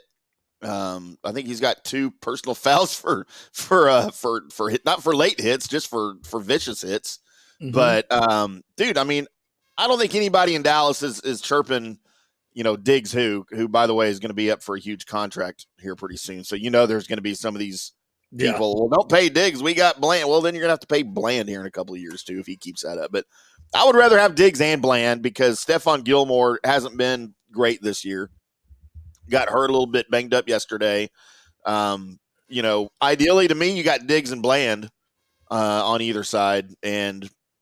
But I mean, he's been a huge surprise for the Cowboys. He's one of these guys that you take a shot at in the third round, and it hasn't worked. It couldn't have worked out any better. I mean, the guys, like you said, he just tied the NFL record for pick sixes in a season, right? There's still 7 games to go. I know. So yeah, there's that the Cowboys are still, at least in my mind, in the second tier of teams behind the 49ers and the Eagles. Is that fair? Oh, absolutely. You just can't beat either one of those teams. So yeah, that's the problem. I mean, I realize it was a 50-50 game against the Eagles. Everybody's saying, man, it was close. They had 2 shots to win it near the end of the game. Well, you kind of shot yourself in the foot in that game with poor clock management, which you guys are used to down in Tampa. Right, exactly. So when you say it was really close, you could have won it. Well, you're the reason you didn't win it. So I don't really count it that way. But yeah, I mean, the Eagles are beatable. We've got the Eagles coming up here at AT&T Stadium. It's a lot of Cowboys fans picking the Cowboys to win that game because it's at home, which is a weird thing because traditionally the Cowboys have sucked at home up until the last 2 years. So I still don't know what to think about that. They're going for 19 games in a row at AT&T Stadium. Their next game. So it's I don't know. I don't know what to think about the Cowboys. They play good against the bad teams like they're supposed to, but they just can't seem to get over the hump against the better teams, which of course that's who you're going to play in the playoffs. And by the way, our buddy Norm Hiskus and I sat down for one of his shows here that's now on FanStream Sports, and we went through the NFC playoff picture. I think it was before week 11. It was after week 10.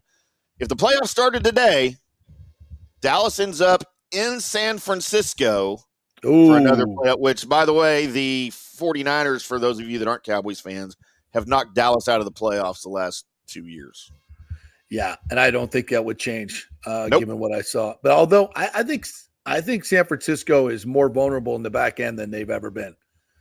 Their front seven is tremendous, but if you can get some type of protection, their corners and safeties are not great. And Mofongo went out yesterday, so he's out for the year. So I think they're a little bit more gettable than they have been with CeeDee Lamb and Dak now throwing the ball down the field and a little bit more mobile than he's been. I think they got a much better chance than maybe in years past. Is that fair? Yeah, this would not be a repeat of the 42-10 Week 5 Sunday Night Football fiasco that the Cowboys saw. But man, I just that offense is a machine. It and is. I think Tampa showed some vulnerabilities to that offense. Mm-hmm. I'm just not sure the Cowboys, as awesome as their defense is, I'm just not sure they can take it. They match up well and they can take advantage of those against the 49ers. Some other thoughts around the NFL. Of course, we got a great game tonight, the Chiefs and the Eagles. I got the Eagles in this one, even though it's at Arrowhead. I think Philadelphia is just the Chiefs. I think they're just so Mahomes dependent. I mean, they're just so Mahomes dependent. If he doesn't make every single freaking play, I don't know. What do you think? No, I agree with that very much. I just think at home, I think he will make every freaking play. I know they fell to the Lions in week 1, which was a shock at home, but Mahomes is the team. There's no question. Their defense, man, sometimes I don't know what to think about their defense, but I think the same thing about the Eagles sometimes. And their offense pretty much runs through Hurts, and he's banged up a little bit right now. So, this game, I haven't seen any what the lines are or anything. 2.5. The Chiefs are 2.5 point favorites, at home. Oh, okay. See, that's pretty much a pick'em game. Yeah. But I think I'm going to take the Eagles on the money line tonight. What's the money line on Philly? I think it's I'll have to go check that. I mean, it's probably a safe bet either way if it's a plus at all. Yeah, it's definitely going to be a plus. Yeah, right. So the Eagles pretty much they run their offense through Hurts. If either Hurts or Mahomes has a bad game, there's your win. That's the other team's going to win. If they both have bad games, it could be an ugly game. But as a Cowboys fan, and the Eagles probably on my list of teams I hate in the NFL are numbers 1 through 10. There's no question. The Eagles. I know who you'll be pulling for tonight. Oh my God! And not to mention pulling the fact against that the Chiefs used to be a Dallas team, so let's not overlook that. So it's been 27 years since the Cowboys won a Super Bowl. You know what? Here in Dallas, we're claiming all of these Chiefs Super Bowls for Dallas. I'm telling you that right now. What do you mean the Chiefs used to be a Dallas? What are you talking about? Chiefs were they were the Dallas Texans from 1960 to 1963. Before they moved to Kansas City. Yes, they were the Dallas Texans before they moved to Kansas City in 1962-63. I thought that was the Cowboys. No, the Dallas Cowboys were an expansion team in the NFL in 1960. 1960, right. The Kansas City Chiefs were an AFL expansion team in Dallas in 1960. They both played in the Cotton Bowl. Their headquarters were across the street from each other down on Northwest Highway. I did not know that. And Lamar Hunt is from Dallas, dude. The Hunts are a Dallas family. Jerry Jones and the Hunt family still live across the street from each other down in Highland Park. I did not know that. Yeah, so the Hunts, and then because the Chiefs won the AFL championship in 1963, right? As the Texans, so they moved because Lamar Hunt said, "You know what? There's really not room here for there to be two Dallas football teams." Moved to Kansas City. When they do their throwback uniforms, they wear old Dallas Texans uniforms. It's the same colors, but it's a big state of Texas in white on the red helmet with a yellow star where Dallas Fort Worth is. I did not know that. So the Chiefs are a Texas-based team. So in lieu of the Cowboys being good all these years, we're all claiming. Dude, I saw more old throwback Dallas Texans shirts, hats when the Chiefs were winning Super Bowls than I've ever seen before. It's really funny. Yeah, it is Leave funny. It to Dallas to skew something like that. Yeah. All right, so I'm going for the Chiefs 100%. All right. We're going to take a quick break. We're going to join our good friend Brian Bradley from the Morning Skate as the Bolts get set to take on the Bruins tonight. Quick break. Stay with us. Well, Fitz the mortgage guy did it again. A listener heard his ad, was going to another big bank, but called Scott Fitzgerald at American Mortgage Services of Tampa, and Fitz saved him $618 on his monthly payment. Are you kidding me? Folks, that's big money.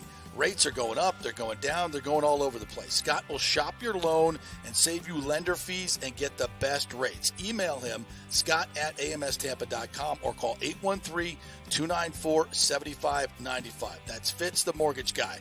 Lots of stuff going on right now, and these rates are going all over the place. You need somebody knowledgeable in the market that will work hard for you and get you the best deal. That's my man, Scott. He's done 3 loans for me, done thousands of loans for local folks here, works with a lot of the coaches and players in the area. He's the guy. 813-294-7595, or go to scott@amstampa.com. JP here for the Geddes Gordon Real Estate Group and our good friend Jane Geddes. Folks, simply put, there is nobody like Jane. Jane is a former LPGA 2-time major championship winner. She was also vice president of talent relations at WWE. She also has a law degree from Stetson. So if Jane can drain a 10-footer to win the U.S. Open and stare down Hulk Hogan in the boardroom, you want Jane on your real estate team to not only negotiate the best deal, but find you the perfect home or investment property. And when you work with the Geddes Gordon Group, you become part of the real estate family and get concierge services that include expertly staging, marketing, and preparing your home for sale. Advice on golf properties. Hey, you might even get some golf tips. Many of their clients become friends long after the sale or purchase is completed. It's all part of the deal. So if you're looking for that perfect home or investment property or try to get top dollar for your home, go with Jane Geddes and the Geddes Gordon Group, because there's nobody like Jane. Call 813-485-6808 or go to geddesgordon.kw.com. That's GEDDES Gordon.kw.com, or call 813-485-6808. Are you tired of those stuffy, overpriced sports bars? Well, come join the fun at the Patio in South Tampa and watch your favorite football teams under the stars in a tropical paradise. Yeah, it's a unique setting with huge wood decks beneath the trees, and don't worry, they have an inside AC bar with all your favorite bar games as well. The patio has all the NFL and UFC sports packages, and it's home to the Tampa Gator Club and Bills Mafia, but all fans are welcome at any time. Hey, my FSU buddies love to watch the Noles at the patio. It's also home to a great happy hour. Weekdays get $4 White Claw vodka drinks and $4 White Claw seltzers, $1 off all beer and wine from 3 to 7:30. And every Friday happy hour, join us for Football Friday. It's our live broadcast from 5 to 7 with tons of specials and the fan mic for you to join the show. We'll have swag and ticket giveaways as well. So come out for the live broadcast 5 to 7 every Friday at the patio and come watch football in a tropical paradise all season long. It's 421 South McDill, just a few blocks south of Kennedy. Everyone meets at the patio. Coming back at you. Now, more with JP on FanStream Sports. It's only just begun. All right. Well, welcome back to the JP Peterson show here as we roll on this Monday. Yes, the Bucs lost, but the Bolts won on Saturday, 6-4 over Edmonton with 4 in the third to come back and win that one. And tonight they've got the Boston Bruins in town, who have absolutely taken the league by storm this year. So let's head on out to Amalie Arena, where our good friend Brian Bradley, the Lightning's first All-Star and leading scorer, will join us to talk about tonight's matchup. What's up, Brian? How are you, buddy? Oh, good, JP. How are you tonight? Everything good to go? I'm at the morning ski right now, watching the Bruins on the ice. They're wheeling around Marchand and Pasternak, and you know what? They got an impressive record, JP. They're 13-1-2, which is pretty impressive at this time of year. And everybody thought with some of the people that they lost, like Bergeron and different guys from last year's team they lost, they wouldn't be the same. But Donnie Sweeney did a great job as general manager, and they look good. They look good. I mean, they're in first place by about 5 or 6 points behind Florida, I think, in second. But, you know, that's an impressive record, 13-1-2. Yeah, and they made obviously a lot of changes in the offseason. What do you think? Why are they playing so well? What's the key this year? I mean, they're getting amazing goaltending. I think both of their goalies, Swayman and Allmark. Yeah. Allmark. Both of those guys are like 930, 940 save percentage. Yeah, their save percentage, and they're both the same. You know, when you look at their numbers, you know what? Swayman's like 7 wins and Allmark's got 6 wins. So, you know, they both played well. I mean, you know, so you can't say one guy's in or one guy's hotter. I'm not sure who's going tonight because, you know, I'm watching the morning skate. I don't think they got the full team on there, but most of the guys are practicing. But, you know, the goalies have been well. Swayman's did really well. Like last year, it was all about Allmark. He had an exceptional year, but Swayman's did a great job this year. And their save percentage and all that stuff, like 1.73 or something for Swayman. That's crazy how good he is. So, you know what? It's always fun to play the Bruins. They come in here. They always have a cocky attitude. They come in there with swag. And you know what? I mean, I'm watching, you know, Cam Neely's here with the Bruins and Donnie Sweeney, you know, a couple of guys who played a long time. And they're in the building right now. I said hi to them earlier. And, you know, tough competitors. And, you know, that's the way they play. That's how their team is. They don't take nights off. So the Lightning, they got to be ready to go right from the get-go. Was Anthony Cirelli on the ice this morning? I know he missed Saturday. Is he expected back tonight? You know what? I watched the morning skate. Cirelli was on the ice. He was shooting not bad. I'm going to say he's out tonight. That's my guess. I don't think he's ready to go. It looks like he's still favoring his hand. It looks a little tender. I don't think it's broken, but it's bruised. But I mean, he looked good, but I mean, I think if it was a playoff game, he's in. But I mean, why are we taking a chance right now? I mean, he might even miss tonight and Wednesday and be ready for Friday in Carolina. That'd be my guess because you don't want to have injure it more right now, especially this early in the season, you know. But yeah, no, like I said, Vazzy was on the ice. He looked good, taking some shots. I mean, we had an optional skate. Only the young guys skated, maybe 10 guys.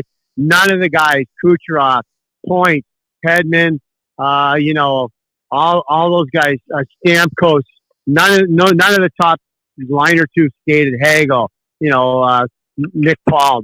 No one skated today. Just young guys. There's only like about 6, 7, 8 guys on the ice. with Vazzy and a couple of goalies. All right. What about what you mentioned, Vazzy? We haven't. Johansson wasn't great the other night. I thought there's probably two that he could have had back, and maybe he's trending down a little bit right now. But just getting Vazzy back, getting your best player back, it's just got to give this team some swag. It's got to make everybody better. What are your thoughts on what happens when Vazzy gets back? Well, you know what I mean. You just can't replace a guy of that quality. Not only is he the best goalie in the world, but the best goalie in the NHL. And you can talk to 32 general managers in this league, and if you had to take one goalie to win you the Stanley Cup, they would all take Vazzy. There wouldn't be one guy that says, I don't want Vazzy. They would all take him. I mean, so when you bring a guy like that in and back to your lineup, and, I'm not going to take anything away from the two goalies we have, Thompson and Johansson. They played better than I expected. I'm being honest with you here. I think they played very good, but you know what? But there are starting to show some weak signs, and there are giving up some goals that Vazzy would not give up. And you know what? But the other night we played against Edmonton here. I mean, we were getting outshot probably like 16 or 18 to 4 or 5 in the first period. It could have been 4 or 5 nothing, and Johansson played really good. Let in a couple of goals later on that weren't great, but he held the fort while we were sleeping in the first period. I mean, we need to get off to better starts. It seems like we come out, hey, we're lethargic in the first period. Maybe we turn it up in the second and play great in the third, but you can't do that against Boston. They're 13-1-2. They got a good team, and, it's your intensity. It's how you play. It's, you got to come right from the beginning of the game against these guys, because if not, they will grind you down and, they will wear you out. So, I mean, you know what? Let's see what happens tonight, because we haven't been getting off to good starts, and, like our energy level is low. Like, we're just coming on the ice. Hey, we're the Lightning, won 2 Stanley Cups. You can't do that. You got to go out and play. You got to forget all that stuff. It's game time. It's go. Brian Bradley joining us from the morning skate. Tonight, it's the Lightning and the Bruins. Tanner Jeannot had a goal the other night. Sergei had a goal and a couple of assists. Hedman was back in. I think the defense had 5 points the other night. What did you see on Saturday night that you liked, especially Sergei? Last 2 games, he's been much better than he's been earlier. Well, it's confidence. I mean, he's looking at his minus 14, like on the ice for goals for and against, and his one of the worst in the league maybe, and especially on the team. But, and he hasn't got a goal. I mean, let's be honest with you. He hasn't scored a goal. He's on the second, sometimes first power play unit, hasn't put the puck in the net, and, he got one in Chicago, and that changed the game around. And, his confidence level's risen up. It's like anything else. Getting your home run hitter, and you don't hit a home run for 10 games, and you get 2 in a row, you feel good about yourself. And same thing, catching a touchdown in the end zone when you're paid to score touchdowns. You get confidence. You feel your game coming back. And I think that's what it is. He had a good game the other day in Chicago, scored a goal, had a nice assist, I think, too, and then it's taken it to a new level now. I mean, so he's got to be like that. I mean, you talk about Hedman, we talk about him. Those are our 1-2 combination right now, and they're great players. Brian Bradley joining us live from the morning skate here as they take on Boston tonight. Some of the young players are starting to, it's been almost a quarter of the season now. So you're seeing some of these guys kind of, find their way. AC Mont's been playing pretty well. What are your thoughts on some of the guys on the bottom 6, some of the forwards? What have you seen? With Jeannot scored that goal the other night. That was a great goal scorer's goal too for him. Yeah, that was a good play. That was, I think Eastamont played well. Glendenning had a great tip in the other night for his first goal in the Lightning shirt. So I like that tip in. I mean, Tanner Jeannot, I mean, he's going to chip in for a couple goals here and there, but, we all know what he can do. Playing the Bruins tonight, no one wants to fight Tanner Jeannot. I can tell you that right now. I mean, he's one tough hombre, and he can sure drop his mitts. And you know what? When he comes in and scores a goal here and there, like I said, if we can get him to like 20, 25 goals, that's great, because you know what? We've got toughness on our team now, and, he makes everybody play a lot better knowing he's on the ice. Trust me. All right, partner. I know it wasn't your time this time. It's coming, though. You're going to be in the Lightning Hall of Fame. We all know that. But your friend Brad Richard and Dave Andrewchuk were named on Friday. We're going to do a little something for Dave tonight at the game. Your thoughts on those two being named to the Lightning Hall of Fame? Well, when you look at the Hall of Fame, with Phil up there and then Marty St. Louis and Vinny, Marty's in the NHL Hall of Fame. And Dave, you got to look at captain of the team, the won the Stanley Cup in 2004. He's in the Hockey Hall of Fame with over 600 goals. So that's a no-brainer. He's for sure going to get in there. And, Brad Richards, he's had a great career here. And Conn Smythe winner, Stanley Cup winner. So those guys are deserving guys. And hopefully in the next year or so I'll get in. You got to remember the early days. They wouldn't be here if it wasn't for the early days guys like ourselves. So we were the pioneers from the beginning. And we played at the fairgrounds. We played at the Thunderdome, and we played here. So there were some different teams we had with different ownership. And what we did is it was tough to do, but we got through it. You got us on the map. You got Lightning fans thinking about hockey here in Tampa Bay with the 27,000 screaming idiots at the Thunderdome taking on the Flyers. That we'll never forget those days. You guys got us going. Great teams, and we're forever grateful for that. Taking getting a beach hold here, and look what's happened, man. This thing has turned into something incredible. So tonight's going to be fun. I'm looking forward to a partner. I'll see you at the arena. You betcha, JP. Go Bulls. Should be a good one against the Bruins. Over and out. Let's go. Boston fans will be invading our arena tonight. Yeah, this will be good. It'll be a good litmus test for this team. And, I wish it was next week when maybe Vasi is back, but that's okay. I want to see how the Lightning stand up tonight. I really do. I think, they've got championship pedigree here. And it's, but you'd like to see some of these guys play better. And the team as a whole play better. Kucherov's second or third in the league in scoring. He's been fantastic. Hedman's starting to play a little bit better. Stammer could get it going a little bit more. Braden Point.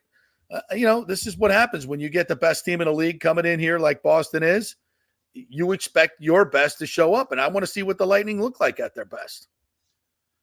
Yeah, I look for that with everybody that plays Boston right now. That's what they should be offering, and not everybody's able to hold up. To be honest, man, they're a really good team, and I'm not looking for. I don't know if the Stars play them this year or not. I think they do. Isn't that the new schedule where you play everybody like every year now or something in both conferences? So I'm sure they'll catch them at some point. I don't know if it's here or there, but man, if the Bolts can just hang on long enough to get Vasi back, right? Like we've talked of just that's hover around 500. That's all you really need to do, and you may not win the ones against the Bostons, but man, just keep your head above water until Vasi gets back and then hope that it doesn't take him long to get back in shape. Yeah, I think he'll be fine. I mean, nobody works harder than he does, and he's coming back early as we all thought he would. He's just, he's that guy. And I think Jonathan Quick had a very similar surgery to him and didn't seem to affect him much at all. So I expect Vasi to be back and be Vasi and actually be better than he was last year because he was hurting last year. There's no question. He didn't admit it during the season, but postseason we found out, and he wasn't the same guy last year. So hopefully he's better. Those back injuries are tricky, but if they fix what was wrong, he should be better. So that's good. That's a good thing. Brad Richards, former Stars great, by the way. That's right. Went from here to Dallas and the New York, Chicago. Yeah. And he played overseas, I think, for a little while. Had a hell of a career. Yeah, we'll get old Brad on the phone. Good. He and I were pretty close when he was here. Good dude. Really lots of lot more fun off the ice and away from the microphones than the guy, the very proper guy you saw during interviews. He could definitely let it loose a little bit. Funny guy, really, and a hell of a player. That run he had, God, how many game-winning goals did he score in that 2004 run? I'm going to say like 7 or 8 in the playoffs. Ridiculous. Oh wow, yeah. Yeah, he was so clutch.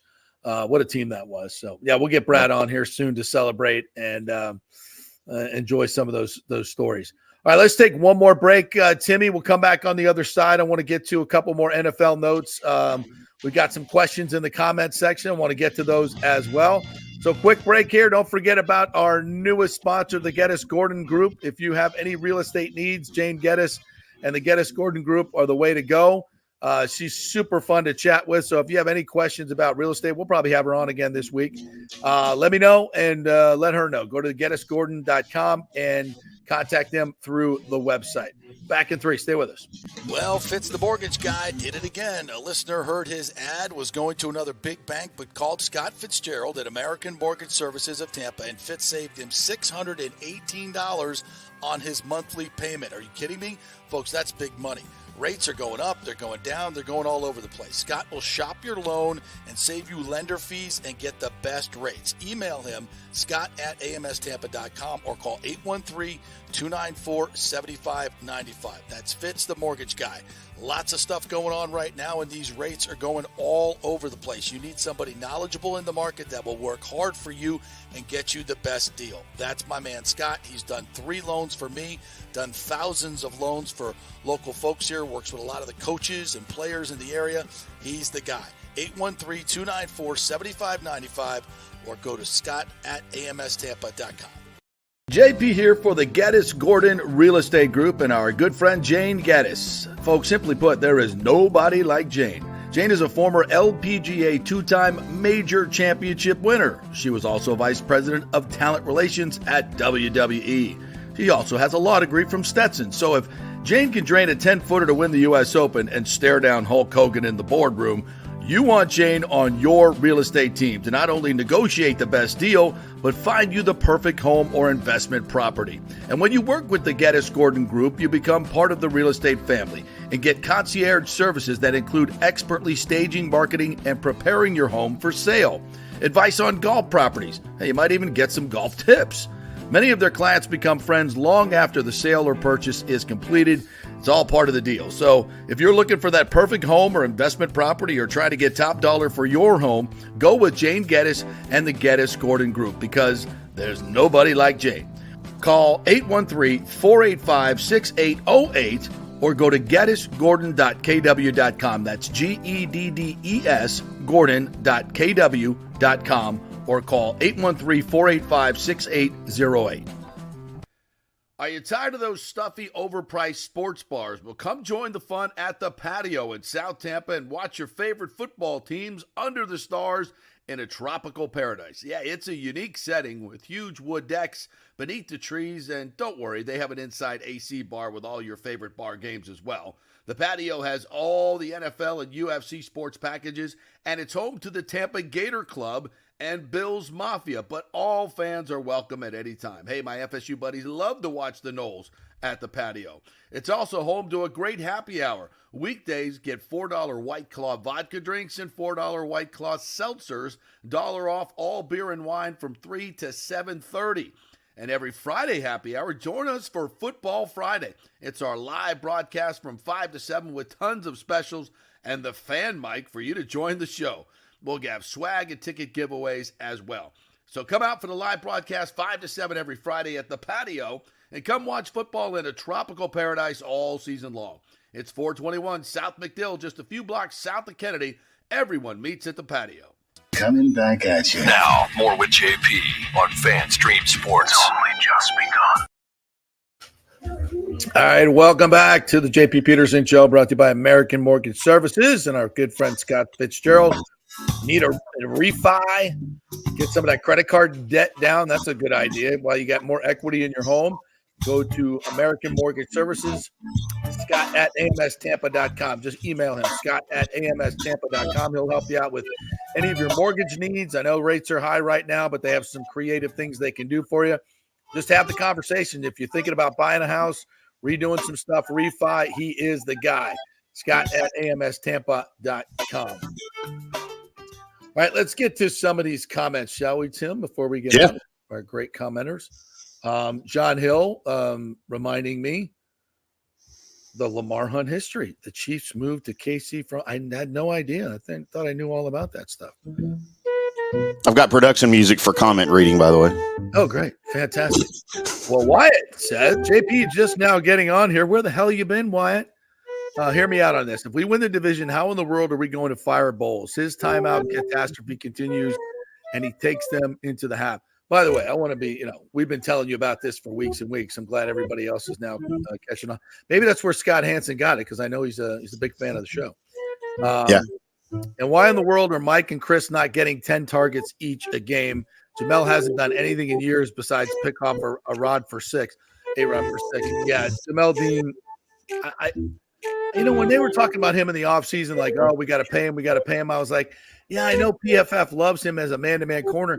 He just doesn't make any plays. He doesn't make any plays. And yesterday was a perfect example. He's in perfect phase. It's okay. One-on-one, balls in the air, go make a play. Perfect opportunity to shine.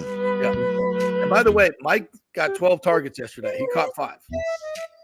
Yeah. His catch percentage historically is not great.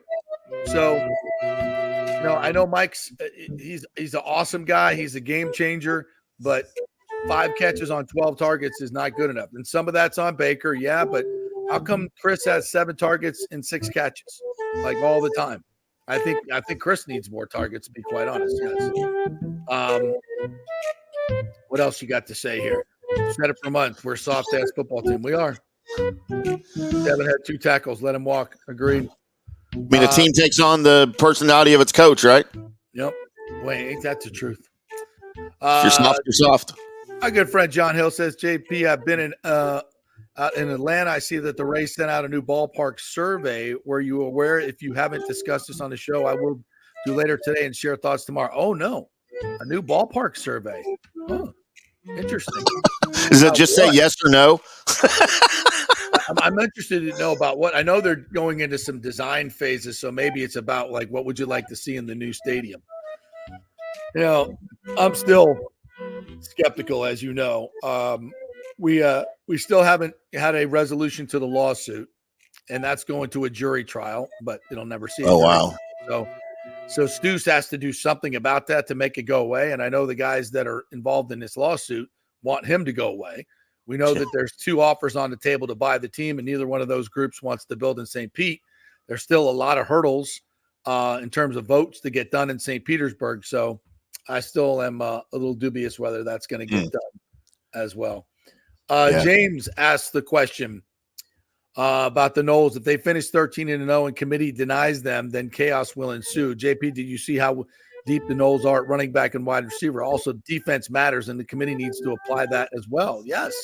I can't see how you keep out a 13-0 team. If they go on the road and beat Florida, beat an SEC team at home, which Tennessee got their ass kicked there, right? That's a good win on the road. Clemson on the road is a good win. They haven't lost at home, I don't think. Louisville would be a better win. Yeah, Louisville is a top 10 team now, and you win that game, it improves your resume. Now, would it shock me if Oregon jumped them this week? Yeah, but it doesn't necessarily mean they're going to stay here. Oregon improved their resume.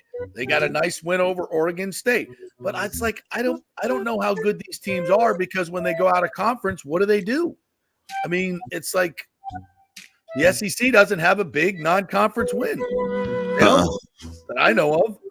So how good are they? You just got a lot of teams beating up on a lot of other teams. And FSU is going to be 2-0 in the SEC, and the ACC is probably going to be 8-3 against the SEC. Does that not matter? I mean, I know reputations matter and recruiting lists matter, and I get all that. But if Alabama beats Georgia, do we have to have 2 SEC teams in? Why? The league's not that good this year. It's not. I mean, is Missouri that good? I don't know. I don't think so. Florida almost beat Missouri. Okay, Missouri is supposed to be this great SEC team. Florida almost went on the road and beat them. And Florida just got 700 yards laid on them by LSU, a team that FSU beat. I mean, come on now. Let's look at this season. I get, Kirk Herbstreit doesn't like Florida State. What the hell has Ohio State done? Nothing. They barely beat an average Notre Dame team. Oh, Good for you. He's such a homer, man. Michigan almost lost to Maryland. But they're supposed to be this great football team. They haven't played anybody. Where is their big win? Where is Michigan's big win? If they beat Ohio State, is that going to be a big win? I don't know. What has Ohio State done? Where's Florida State's big win? Where's Michigan's big win? The Big Ten has to be the softest conference, right? Like the Big Ten has to be the softest conference. Absolutely. Where's their big win? For them to be ranked 2 and 3. Did Michigan go to Clemson and win? Did Michigan beat LSU? Did Michigan beat Florida? Did Michigan beat anybody? Plus, they're cheaters. Why is Michigan? Why is Florida State the team that's out as the undefeated? Why is it not Michigan? Michigan hasn't beaten anybody. They've got no good wins because they've beaten up on a lot of teams. They've outscored a lot of teams. Well, they have their signals, and they're bad teams. I mean, come on. Maybe you know what? Maybe Jimbo would still be coach if he'd have gone and pulled a Harbaugh and started stealing some signs and signals. Maybe he would. Maybe he would. That's where he failed. Yeah, you need to. Feinbaum was wrong. Yeah, but I don't like. Why is it FSU the odd team out? Why is it not Michigan? It's a great question. Yeah, Herbie. Why not Michigan? Why not Ohio God, he's State? such a homer, man. Yeah, like who have they beaten? What have they done? They've got no good wins. By the way, do you like him on calling pro games? No. What is he on Prime with Michaels? No, it's so off. The whole Amazon thing is just so bad. It is. It's got pretty no bad. juice to it, man. It's got no juice to it. I mean, Al Michaels just like he literally acts like he doesn't want to be. He's actually said out loud he doesn't want to be there. Yeah, and you can just hear it in his voice. I mean, he's the ultimate pro, and you still can hear it in his voice like he just thinks it's below him to be doing Thursday Night Football Amazon Prime, which it is. It is, and they have no chemistry, by the way. Him and Herb Street have no chemistry together. Zero chemistry. It just feels weird. The whole damn thing feels weird. I don't like it. I don't like it on Amazon. Mm-mm. I don't like it. The whole damn thing feels weird. It is weird. All right. That'll do it for today's phenomenal show. Thank you, Tim, for jumping on. You'll be with us tomorrow as well. Yep. Awesome stuff. Our thanks to Matt Matera and Brian Bradley for joining us as well. Casey Hudson's going to join us tomorrow. Scott Reynolds will be on with us tomorrow. A cast of thousands. And I may have a special FSU guest tomorrow as well that is going to be joining us, who knows Tate Rodemaker very, very well. So stay tuned for that. Have a great day, everybody. Go Bolts. I'll see you at Amalie Arena tonight.